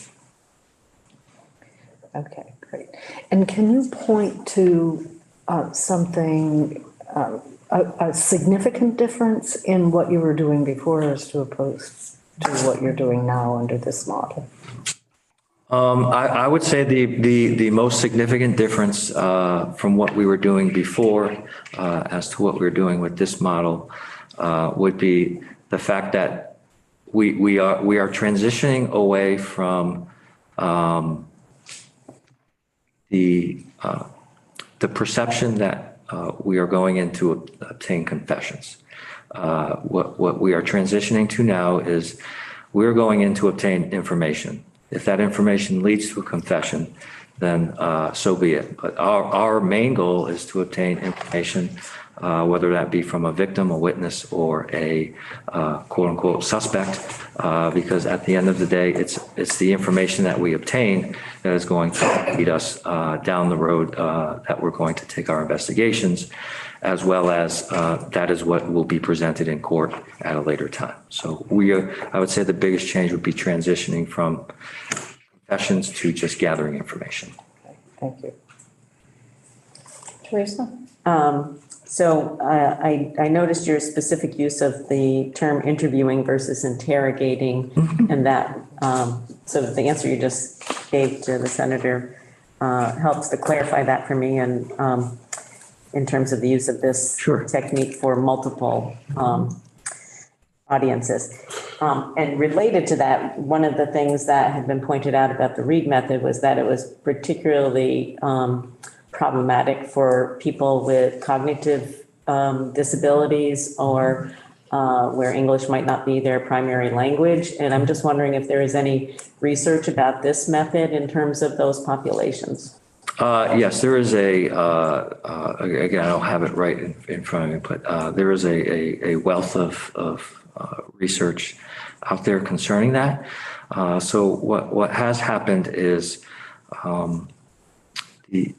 the state police sent myself and some other detectives. We were sent to Canada for 2 weeks, and we were trained by a research psychologist. His name is Brent Snook, and he is one of the leading researchers on interviewing tactics. So he taught us, as well as a 30-year retired police officer up in St. John's, which his name is Todd Barrett. So we have kept in contact. So anytime there is new research that comes out, we take a look at that. How does that affect our training?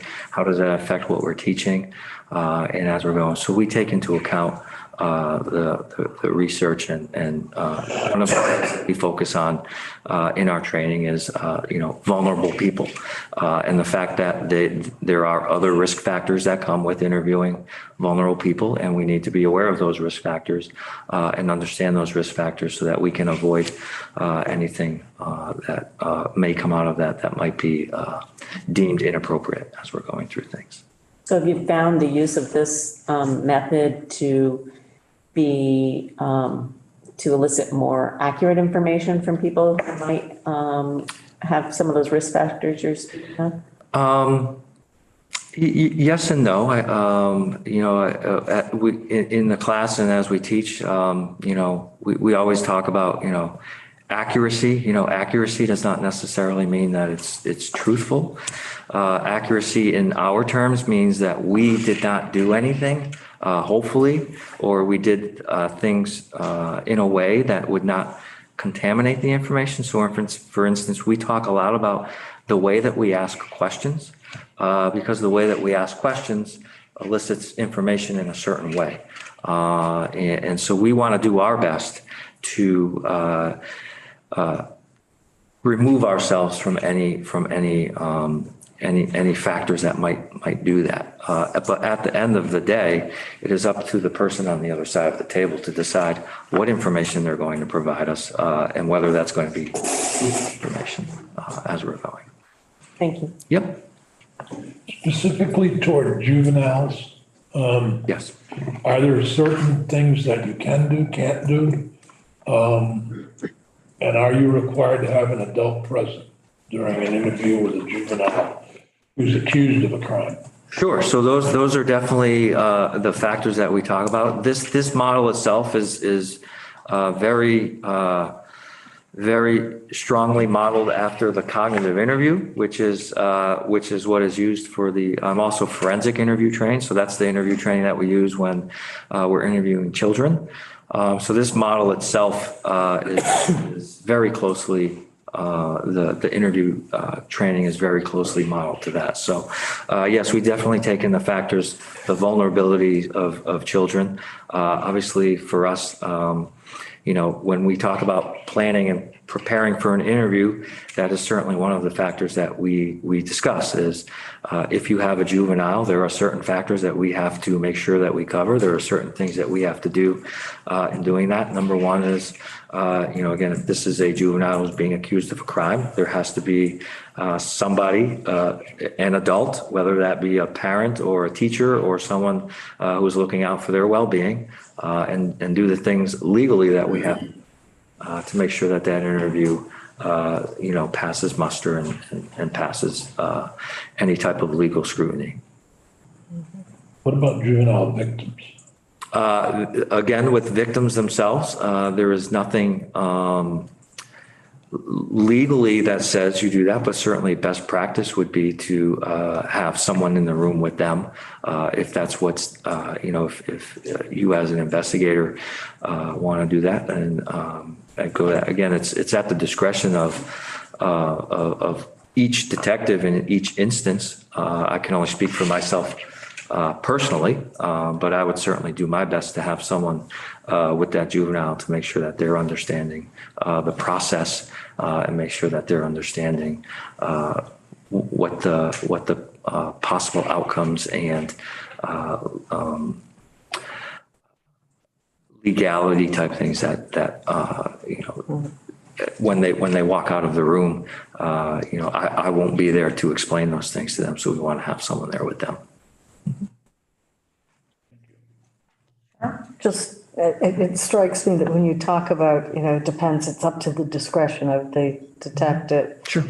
Aren't there standards that, Sure. Well, there's a difference between a juvenile witness and a juvenile being accused of a crime. And so those are the differences that we look at. We still want to do our best to make sure that they understand the process and what they're going through. But there is a distinction between a witness and a suspect. I understand that, but as far as, what is given to people as, the parameters or to help them to understand, are there standards that everyone has to comply with, and not, just kind of be out there on their own with? Well, again, there's certain legal, again, with the courts and legal standards, there are, but again, that's up to individual officers. And the reality is sometimes the legal standards are up for interpretation. Again, we do our best every day to interpret what we as officers believe is the right thing to do. But again, as litigation happens and goes through, the courts can certainly disagree with us. And if they do, that changes our way of looking at things and our way of doing business as things move along. So the peace model is taught. Is the READ technique also taught at the academy? I cannot speak for the curriculum at the academy. I can tell you in the basic academy class, it is not taught. We are the only ones that teach interviewing. But again, I can't speak for the Criminal Justice Training Council, but if a person wanted to teach a class at the academy and say it's the READ technique, they could certainly ask the academy to do that, and whether the academy would allow that, I can't speak to that, but I would believe there's a possibility it could be, yes, ma'am. Can ask that as we proceed. We have Bill Sorrell with us. Yes. Any other questions?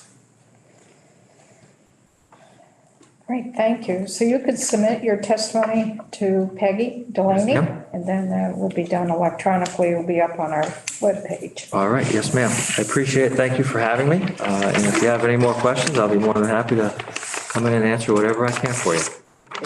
Okay, thank you very much for having me. Julio Thompson, Director of Civil Rights Units, Office of the Attorney General. Welcome. Morning. Just to confirm that, I am Julio Thompson, Assistant Attorney General, Director of Civil Rights Unit. I'm also an instructor at the Vermont Police Academy in the hate crimes class since 2009.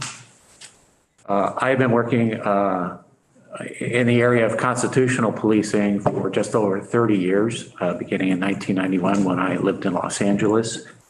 Since 1999, I have served as a subject matter expert for the U.S. Department of Justice on either pattern and practice investigations of major police departments or subsequent consent decrees in 10 cities, ranging, and my first engagement was the Metropolitan Police Department in Washington, D.C. And going to the current day, I serve on the consent decree monitor team for Newark, New Jersey.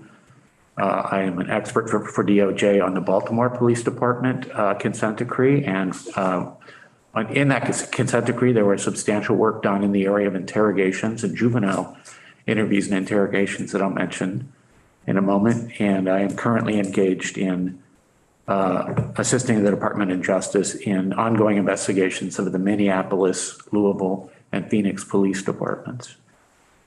We've heard a lot about, what the cutting edge and new developments. I'm going to provide a little, maybe because I'm older, I'm in a little bit of a broader perspective on this. We've heard a lot about the READ technique. The Reed technique was really developed by a former Chicago Police Department polygraph examiner, was not a social scientist, but was a detective in the late 1960s. It consists of two parts, and I would say it is by far the most prevalent form of interview and examination in policing in the United States and almost nowhere else in the world. It consists of two parts. One is called the behavioral analysis interview, which is conducted somewhat like the PEACE method, in which it's non-confrontational. It's an information gathering portion of the technique. And then Reed teaches detectives a number of cues to detect deception. And part of the criticism of the Reed technique is that it was founded on mistaken and really discredited views of psychology about how to look at someone, and if they move their eyes in one direction, they fidget with their hands, that those are indicators of deception as opposed to indicators of stress or a feeling of being trapped. The second part of Reed is really guilt presumptive. That is, the rest of the interaction is not aimed at eliciting new information, but to elicit a confession. And it does so principally through two different techniques, which are manipulative. And I use that word not as our assessment of the technique, but really the U.S. Supreme Court. In the landmark case Miranda versus Arizona, the Supreme Court, in its opinion, requiring an advisement of the right to counsel, cited the Reed technique as the current state of policing that had moved from the physical coercion in the 1930s to psychological manipulation that was currently being practiced. It was the only police technique that was kind of singled out by the court in Miranda. The second part, it uses two principal techniques, one called maximization and the other called minimization. Maximization means to convince through a variety of techniques that your suspect is going to be proven guilty. So you may as well confess and make it easy on yourself. Part of maximization is deception, is misstating the facts. I've got the fingerprints on the gun, so we don't need your confession. And another would be to overstate confidence in evidence. To say, for example, yes, we have physical evidence, so I think, it's time to do the right thing. They don't state what the physical evidence is, but they mislead the person into believing the evidence implicates them, and therefore it's in their best interest to confess. The other aspect of the technique is called minimization, which is to create an environment, typically through deceptive practices, to suggest to create an environment where it's easier for the person to confess.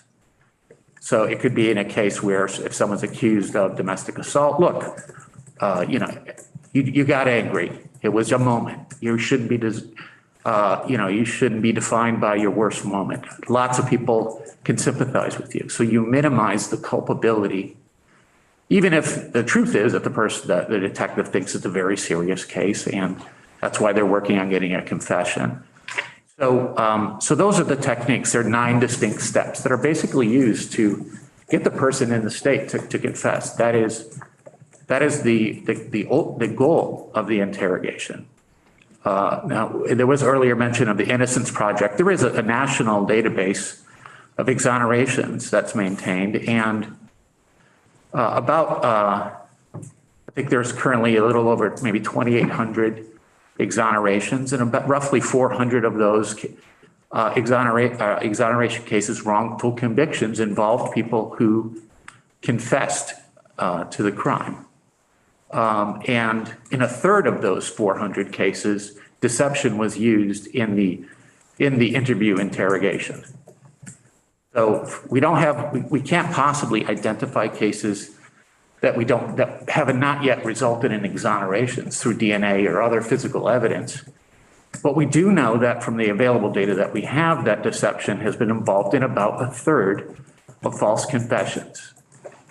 So one perspective for examination is probably an underlying reason why I don't think the Academy teaches the Reed method, is that if you have a tool that you use and of the bad results that you have, 1/3 of them result from that tool, then you may want to question what tool you could be using. I mean, for example, people who are woodworkers, there are many skilled woodworkers who can saw safely without a blade guard, which protects your hand from a rapidly spinning disc, sharpened steel, or the rip fence, which holds the wood stable while you saw. You can make that argument. There are many skilled woodworkers can do it, but if you have 1 out of 3 sawing accidents that relate to the absence of a blade guard or a rip fence, you might want to put those guards in.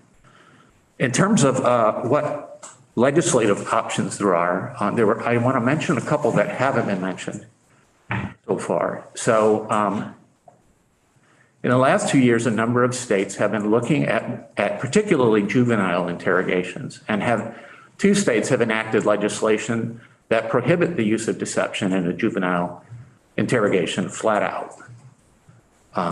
That's Illinois and Oregon.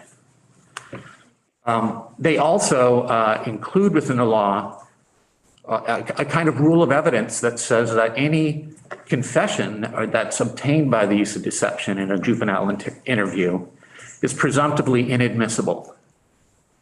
And a prosecutor can overcome that presumption by presenting evidence to the court to show that it was a voluntary statement. In Illinois, you have to prove it, I think, by clear and convincing evidence. And in Oregon, it's by a preponderance of the truth. New York State had a similar bill that was in the session, did not pass. It remains in committee. New Mexico in 2013 prohibited juvenile interrogations without the juvenile first contacting an attorney. Usually with a constitutional standard, they're offered the opportunity of an attorney.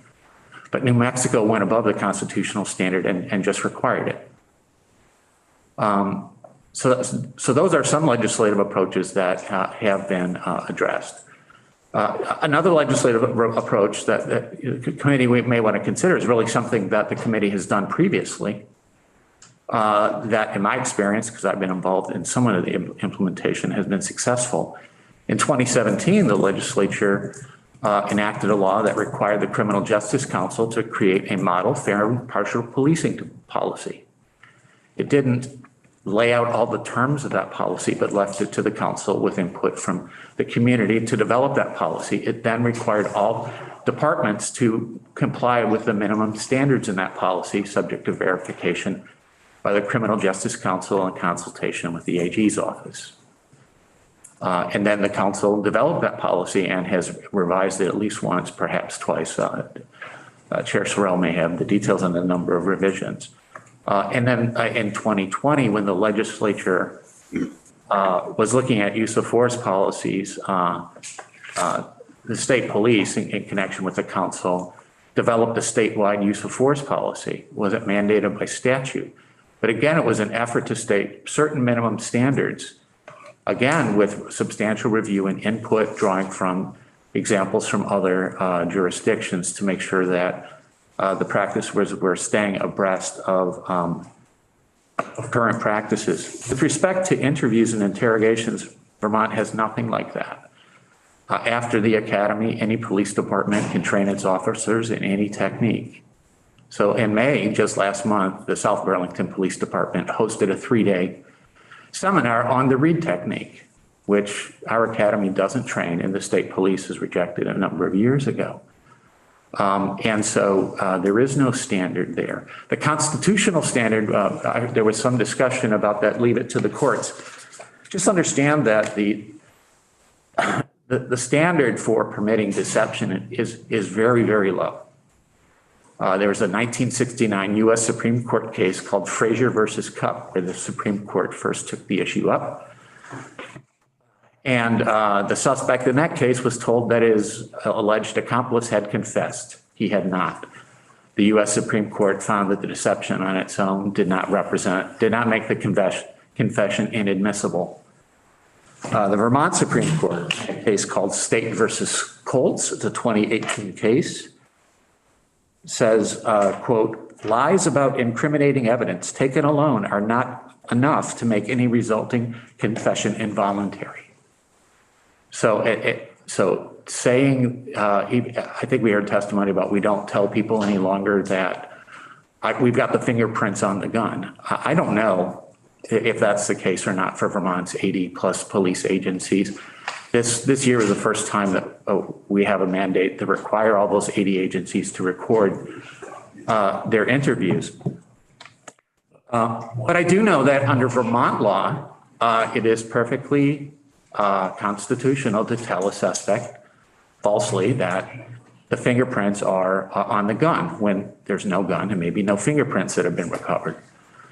There was a case recently, a recent exoneration in Virginia. A young man named Robert Davis was a high school student, was told by a police officer that trace evidence of his skin cells were found at a murder scene.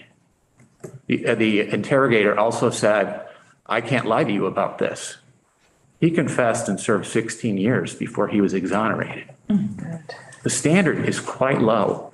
And part of the techniques that can be used are not only can produce a faulty confession, but can seriously tamper with the memory of an individual who may well be a material witness, but be an innocent bystander. If briefly, I can give you an example of these sorts of techniques that were used by highly skilled detectives in connection with the investigation following the September 11th attacks in New York. Following the attacks, a hotel located near the towers was evacuated and remained evacuated empty for a number of weeks. And ultimately, the hotel employees had to go back and recover the possessions of the people who were staying at the hotel.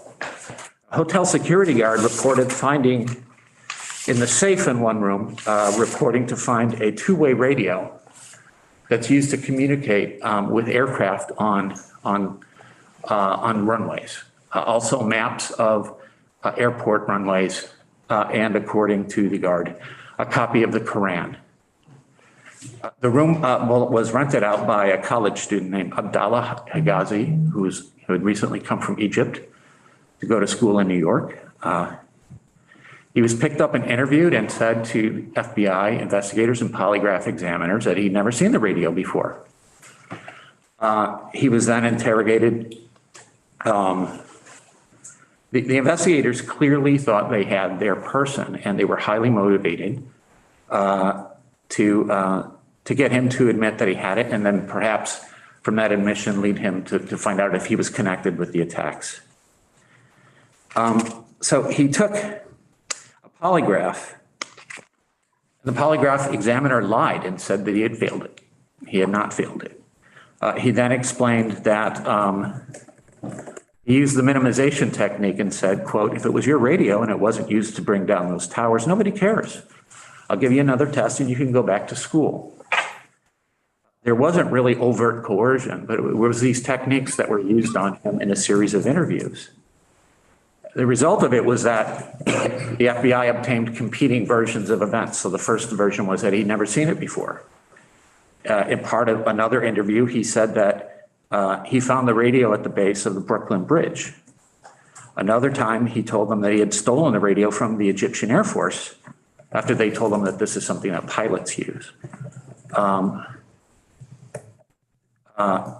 And so he said he had taken it, and he also said that he had used the radio to intercept phone calls, something the radio is not capable of doing. He was then arrested and charged with false statements to a federal agent based on his initial denial, and he was held in detention, awaiting trial, and they were trying to get him to extract more information for him. And while he was incarcerated, a U.S. air pilot went back to the hotel and went to the front desk when it was open and asked if they had recovered his two-way radio and his maps of airway runways. So the result of that was that we had a large team of highly trained professionals who were motivated to keep someone in custody. Wasn't to convict him necessarily, but they needed to find a basis for keeping him in custody, and false statements to a federal agent is a felony. And they had multiple versions of the same event. The point here is that when we think about using deception in interviews, it's a mistake to think of it as something that untrained and malicious people will use and abuse, and we don't have such people in the state of Vermont. You can have very highly skilled people who make errors, bona fide errors. And what about, to go back to the Higazi story, what about the Quran that was in the safe? Well, as it turned out in further investigation, the hotel guard lied and said that the Quran was found in that safe. It was indeed found in the apartment below the airline pilot in Mr. Higazi's room. And so that hotel guard ultimately was charged with and convicted. He pled guilty to false statements to the FBI. So the point here is that, one thing that we think that may merit some consideration is having some uniform state standard. I mentioned earlier that I worked on policies with the Baltimore Police Department. They have two policies regarding interviews and interrogations, one for adults and one for juveniles. The juvenile policy strictly prohibits deception, but also lists a number of other restrictions in terms of how the interviews are conducted, the length, the accessibility of water, access to parents, other persons being in the room, limitations on not having more than 2 detectives in the room at the time. My experience with these sorts of policies is that they're quite detailed and probably resistant to being detailed in legislation because practices and real life applications might warrant changes. For example, the juvenile policy the amended policy was issued only 3 weeks ago. I think it's the third revision. So that's an avenue that the committee may want to consider is to have a mandate, because right now there is no standard, and it is great that the Vermont State Police use the peace method. It has been around. To go back to my earlier remark about this being not exactly new, the UK hasn't allowed deception in police investigations since 1984. And in 2013, the International Association of Chiefs of Police, which is leading organization for police departments in the US and especially small police departments, in 2013, they put out a guide in concert with the US Department of Justice Office of Juvenile Justice Programs that recommends abandoning the use of deception in juvenile interviews. That was the standard put up by the IACP in 2013. So this issue has been around for quite a long time, and it is unfortunate that response to the social science has been slow. It is good that the state police have embraced the method, and I would note that Sergeant Trotter, who's not in the room, he co-authored an article with some of those academics, and it may be something that the committee wants to look at it for more details about how the Vermont State Police implemented their training and programs. But we think in the Attorney General's office that, the science shows that juveniles are susceptible to false confessions. Some of the social science literature suggested they're 2 to 3 times more likely than adults to falsely confess. And we think that, uniformity that conforms to best practices. We think Vermont State Police track record demonstrates that some of these techniques that are used and still being trained somewhere in the state of Vermont are not necessary for effective crime fighting. Finally, the other dimension to think about, and it's something that the IACP, the International Association of Chiefs of Police, notes in its guidance, which is that abandoning deceptive practices can also have another healthy effect in terms of the relationship between the community and police officers, because of when police officers arrest you and then they lie to you, that can have a corrosive effect on your confidence of your own justice system. It's something that we've sort of been turning a blind eye to.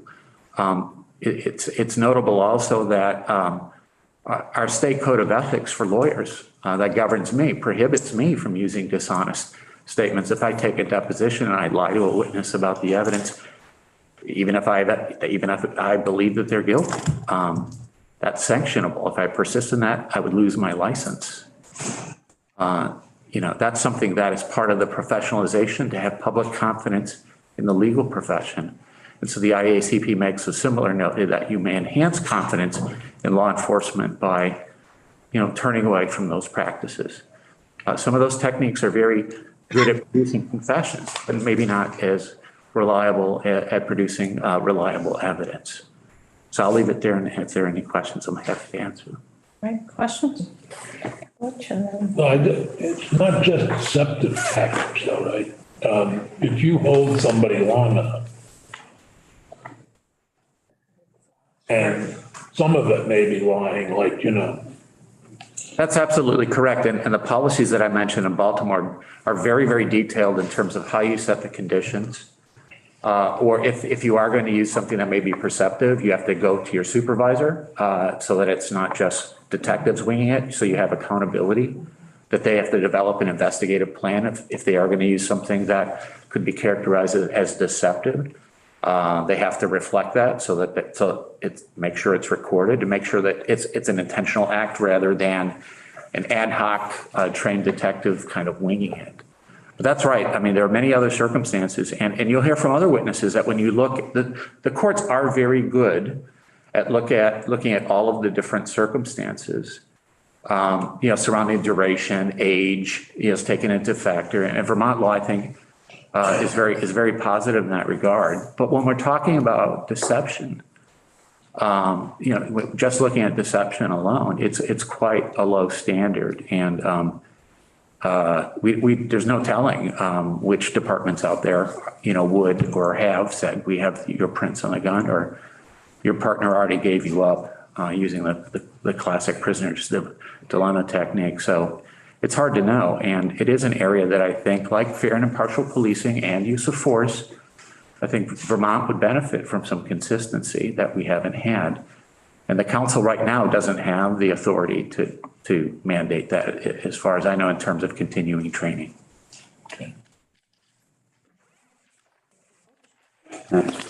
So I can see why the Government Operations Committee kicked the can to us. This is summer's worth of work. Well, there's an article in today's Vermont Digger about 99 reports being. Yeah, exactly. This is interesting for me. I think, and disturbingly, one of the most telling things that I heard from you, Leo, was and the previous witness from Dan from VSP is teaching at the academy, and maybe Bill Sorrell can work this out. And unfortunately, Chris Perkel had to go to a doctor's appointment. So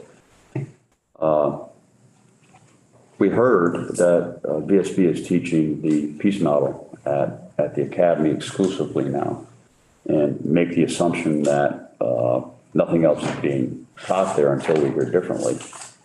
Then I hear that South Burlington just hosted a training using Reed. And that, if nothing else, is disturbing enough to say to this committee, we should delve into this very deeply. And we don't want to stick our nose where it shouldn't be, but to understand, do we need some sort of legislation that says, this is the type of modeling that you should be using, and this is not the type of modeling that you'd be using. And so that's for me, it's an overarching question of what we're going to discuss this summer about this. It is pretty troubling to hear that our official instruction piece in Vermont is teaching one model, and then a police department goes out on their own and teaches a different model. Well, it's actually a little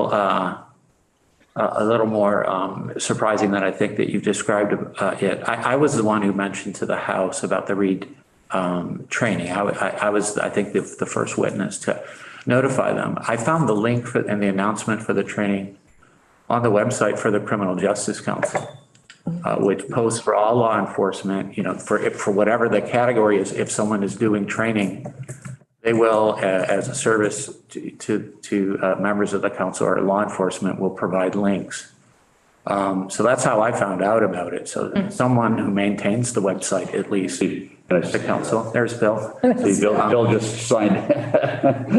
I don't know that means it endorsed the training. I think they just list whatever training is going on. Yeah. But the state of play of Vermont is, in my understanding, once an officer, is certified and working in a department, the department can provide or provide support for retraining. Retraining is done by a private company. It wasn't taught. It was simply hosted at the South Burlington Police Department, according to the advertisement. Thank you.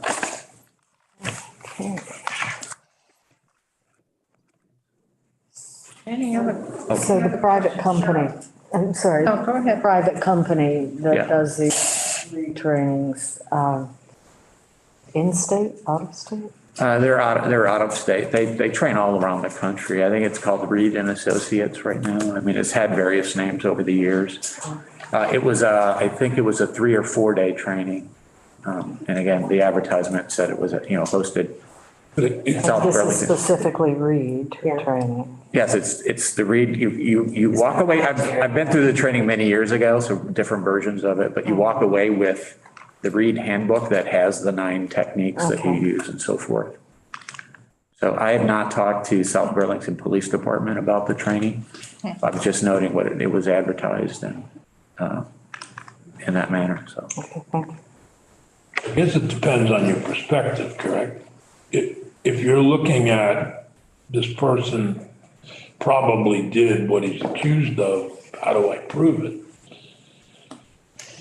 That's one perspective. If you're looking for the right person who actually committed the crime, another perspective. I mean, it is true. It's all, you as a human being, I mean, we look at what's the motivation? Why would you want to convict the wrong person? So I'm going to assume that most police officers are using these tactics because they believe this person's guilty. They just now have to prove it. That's right. They're wrong. There's a vast literature on what's sometimes just called lie detection or lie catching. And, a lot of laboratory studies done with detectives versus other professionals. And, isn't unanimous, but there's quite a body of research that show that police officers, also attorneys, also judges, vastly overstate their ability to tell when somebody is lying. The results in some of the studies that are more widely cited have shown that police officers' ability to detect in an experimental setting deception was not that much better than chance, random chance of flipping a coin. So I guess I would say in response to that, England still solves crimes and has been solving crimes since 1984. In the early 2000s, Australia, New Zealand, and Germany also prohibited deception in all interviews and interrogations. And a footnote about the peace process, there is a portion, the C, which is includes confront, which is if the person's provided an inconsistent story, the peace method endorses to say, well, your story's not adding up. First you told me you found the radio here and then you found the radio there. We're just here to get the real story. That's a type of confrontation that's in the peace method.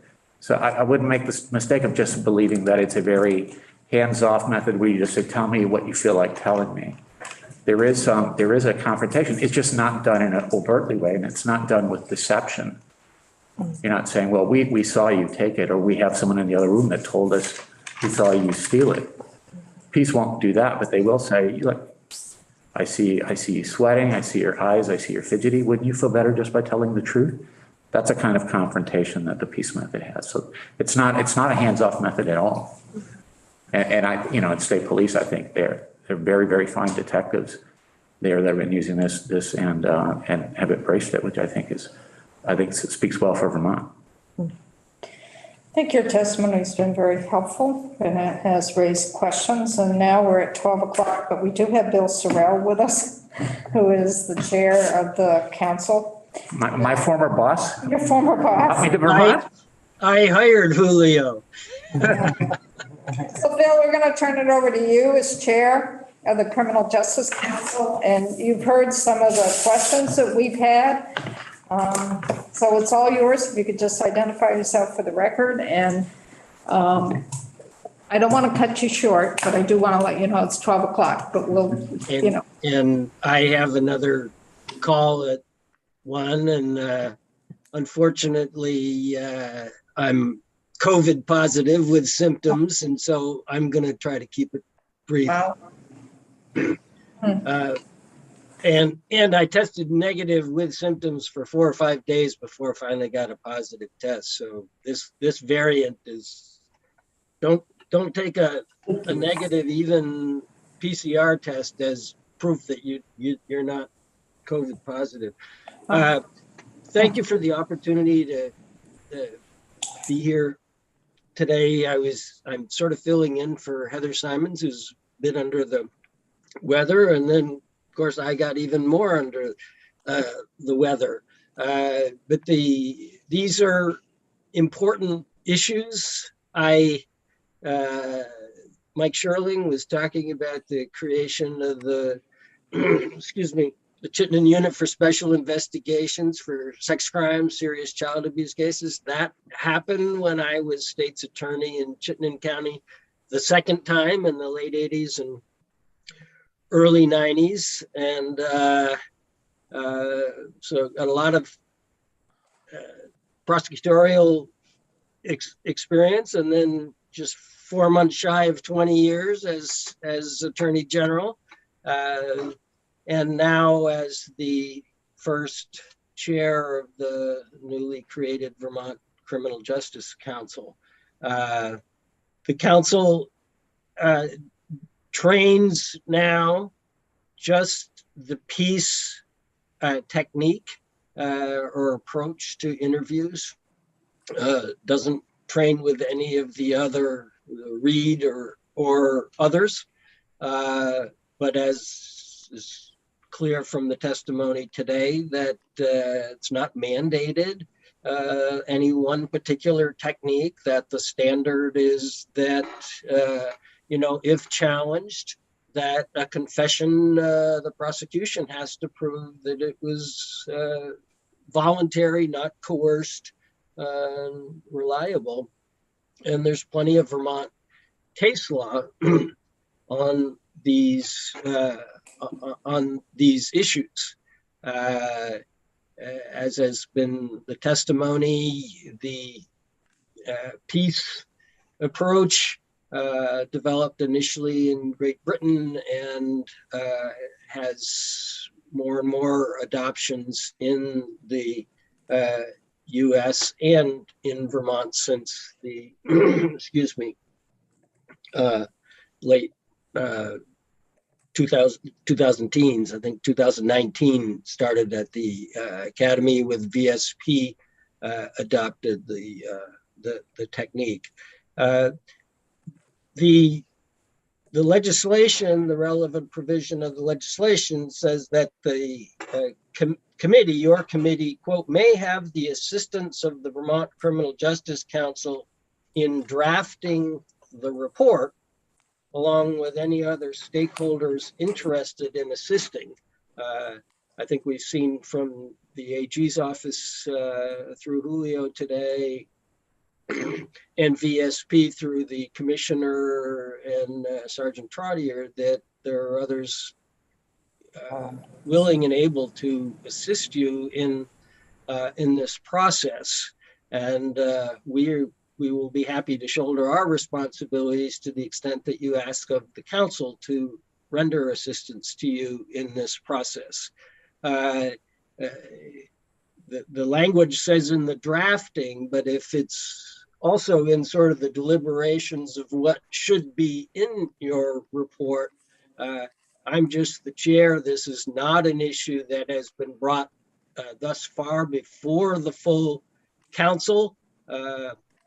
As you know, there are 24 members of the council with very differing voices, from the Human Rights Commission to Commissioner of Public Safety, Commissioner of Corrections, the Center for Crime Victim Services, 2 representatives of NAACP chapters in the state, a member of the council who must have had a history of dealing with mental health challenges during his or her life, another council member who is to work daily with those with mental health challenges. So there are a lot of different voices on the council, and to the extent that you ask the council to kind of try to take a stand on one issue or another, part of the beauty of 24 voices is that there are a lot of voices, but getting unanimity, total consensus can be challenging. But we are in a position willing to assist you in any way that you ask us to be of assistance. So I'm not here, excuse me, speaking on behalf of the council, trying to take a substantive stand on any issue. To the extent that you want council input, we would put it on an agenda for a meeting and try to present several sides of the issue, and then see what if anything is the overriding view of the council members. So there are other things I could say, but in the interest of time, I'll say that that's enough for now for me, with the exception that I much appreciate what Commissioner Sherling said when he indicated that the training of law enforcement in Vermont across the board has been under-resourced for a significant amount of time. And we came to the legislature looking for a couple $100,000 of one-time money this, in January, to take a comprehensive look at the training curriculum at the academy. And the administration thought our request came in too late. Promised to revisit it next year. So we'll in the fall, we will be beating the drums on that, and hope that not only on the issue of interrogations or interviews, but generally law enforcement training from use of force, de-escalation, and whatever, that we will have receptive ears in our wanting to take a very thorough view of overall training that we're providing, not only in the basic academy, but essentially the equivalent of continuing legal education for experienced officers. With that, I'll end here and try to answer any questions you might have. Any questions? I know, Bill, you're not feeling well, so I just don't want to prolong. No, I have symptoms, I must admit it. I don't feel. I'm sorry to hear that, Bill, and I won't prolong the agony, but maybe one question for the Criminal Justice Council would be, should we follow, I believe it was Oregon and Illinois for juveniles and not allowing deceptive? I'll take that as a question to the council, and we will put that on the agenda for our meeting. I think we can get it done. We've got a meeting next week. If we can't get it done, we'll get it on the council agenda for the July meeting. We have one lawyer for the council and the academy that the legislature authorized, and we appreciate that. We're in the 11th hour of filling that position, but we don't have a lawyer on board yet. I think July or September even would be a good, I can't speak for the committee, but. Then we will get you the council's view on that no later than the end of August. Thank you, Bill. And I think we'll be reaching out to you as well as we proceed in committee discussions and further testimony on this particular issue, to see where the academy focuses in more on training, what type of training, and should there be mandated standards for some of that or not? We would welcome engaging with the committee on any of those sorts of issues. We have another question. Just one quick one, Bill. Thank you. And so maybe you could ask the council, should statewide training be aligned all across all law enforcement agencies? So if you're going to teach this, should all agencies use this? We can discuss that at the council, but from my many years of experience as a prosecutor, as the attorney general, now as the chair, as administration secretary for 5 years under Governor Dean, police departments frequently manifest the personality or of their constituency, the communities they represent, and you'll have a not to pick on it, but a Burlington PD might have a different view than Middlebury PD about certain issues, and people in Middlebury might want different things from their police department than folks in Burlington. So we can discuss that at the council, but mandating that in virtually every aspect of policing, it's one size fits all. In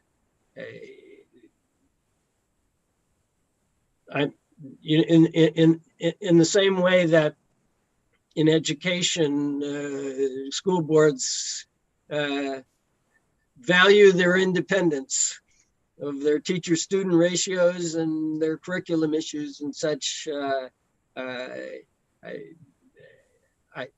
Some flexibility across the broad dynamic, I think makes sense, rather than mandating, other than minimum standards of training.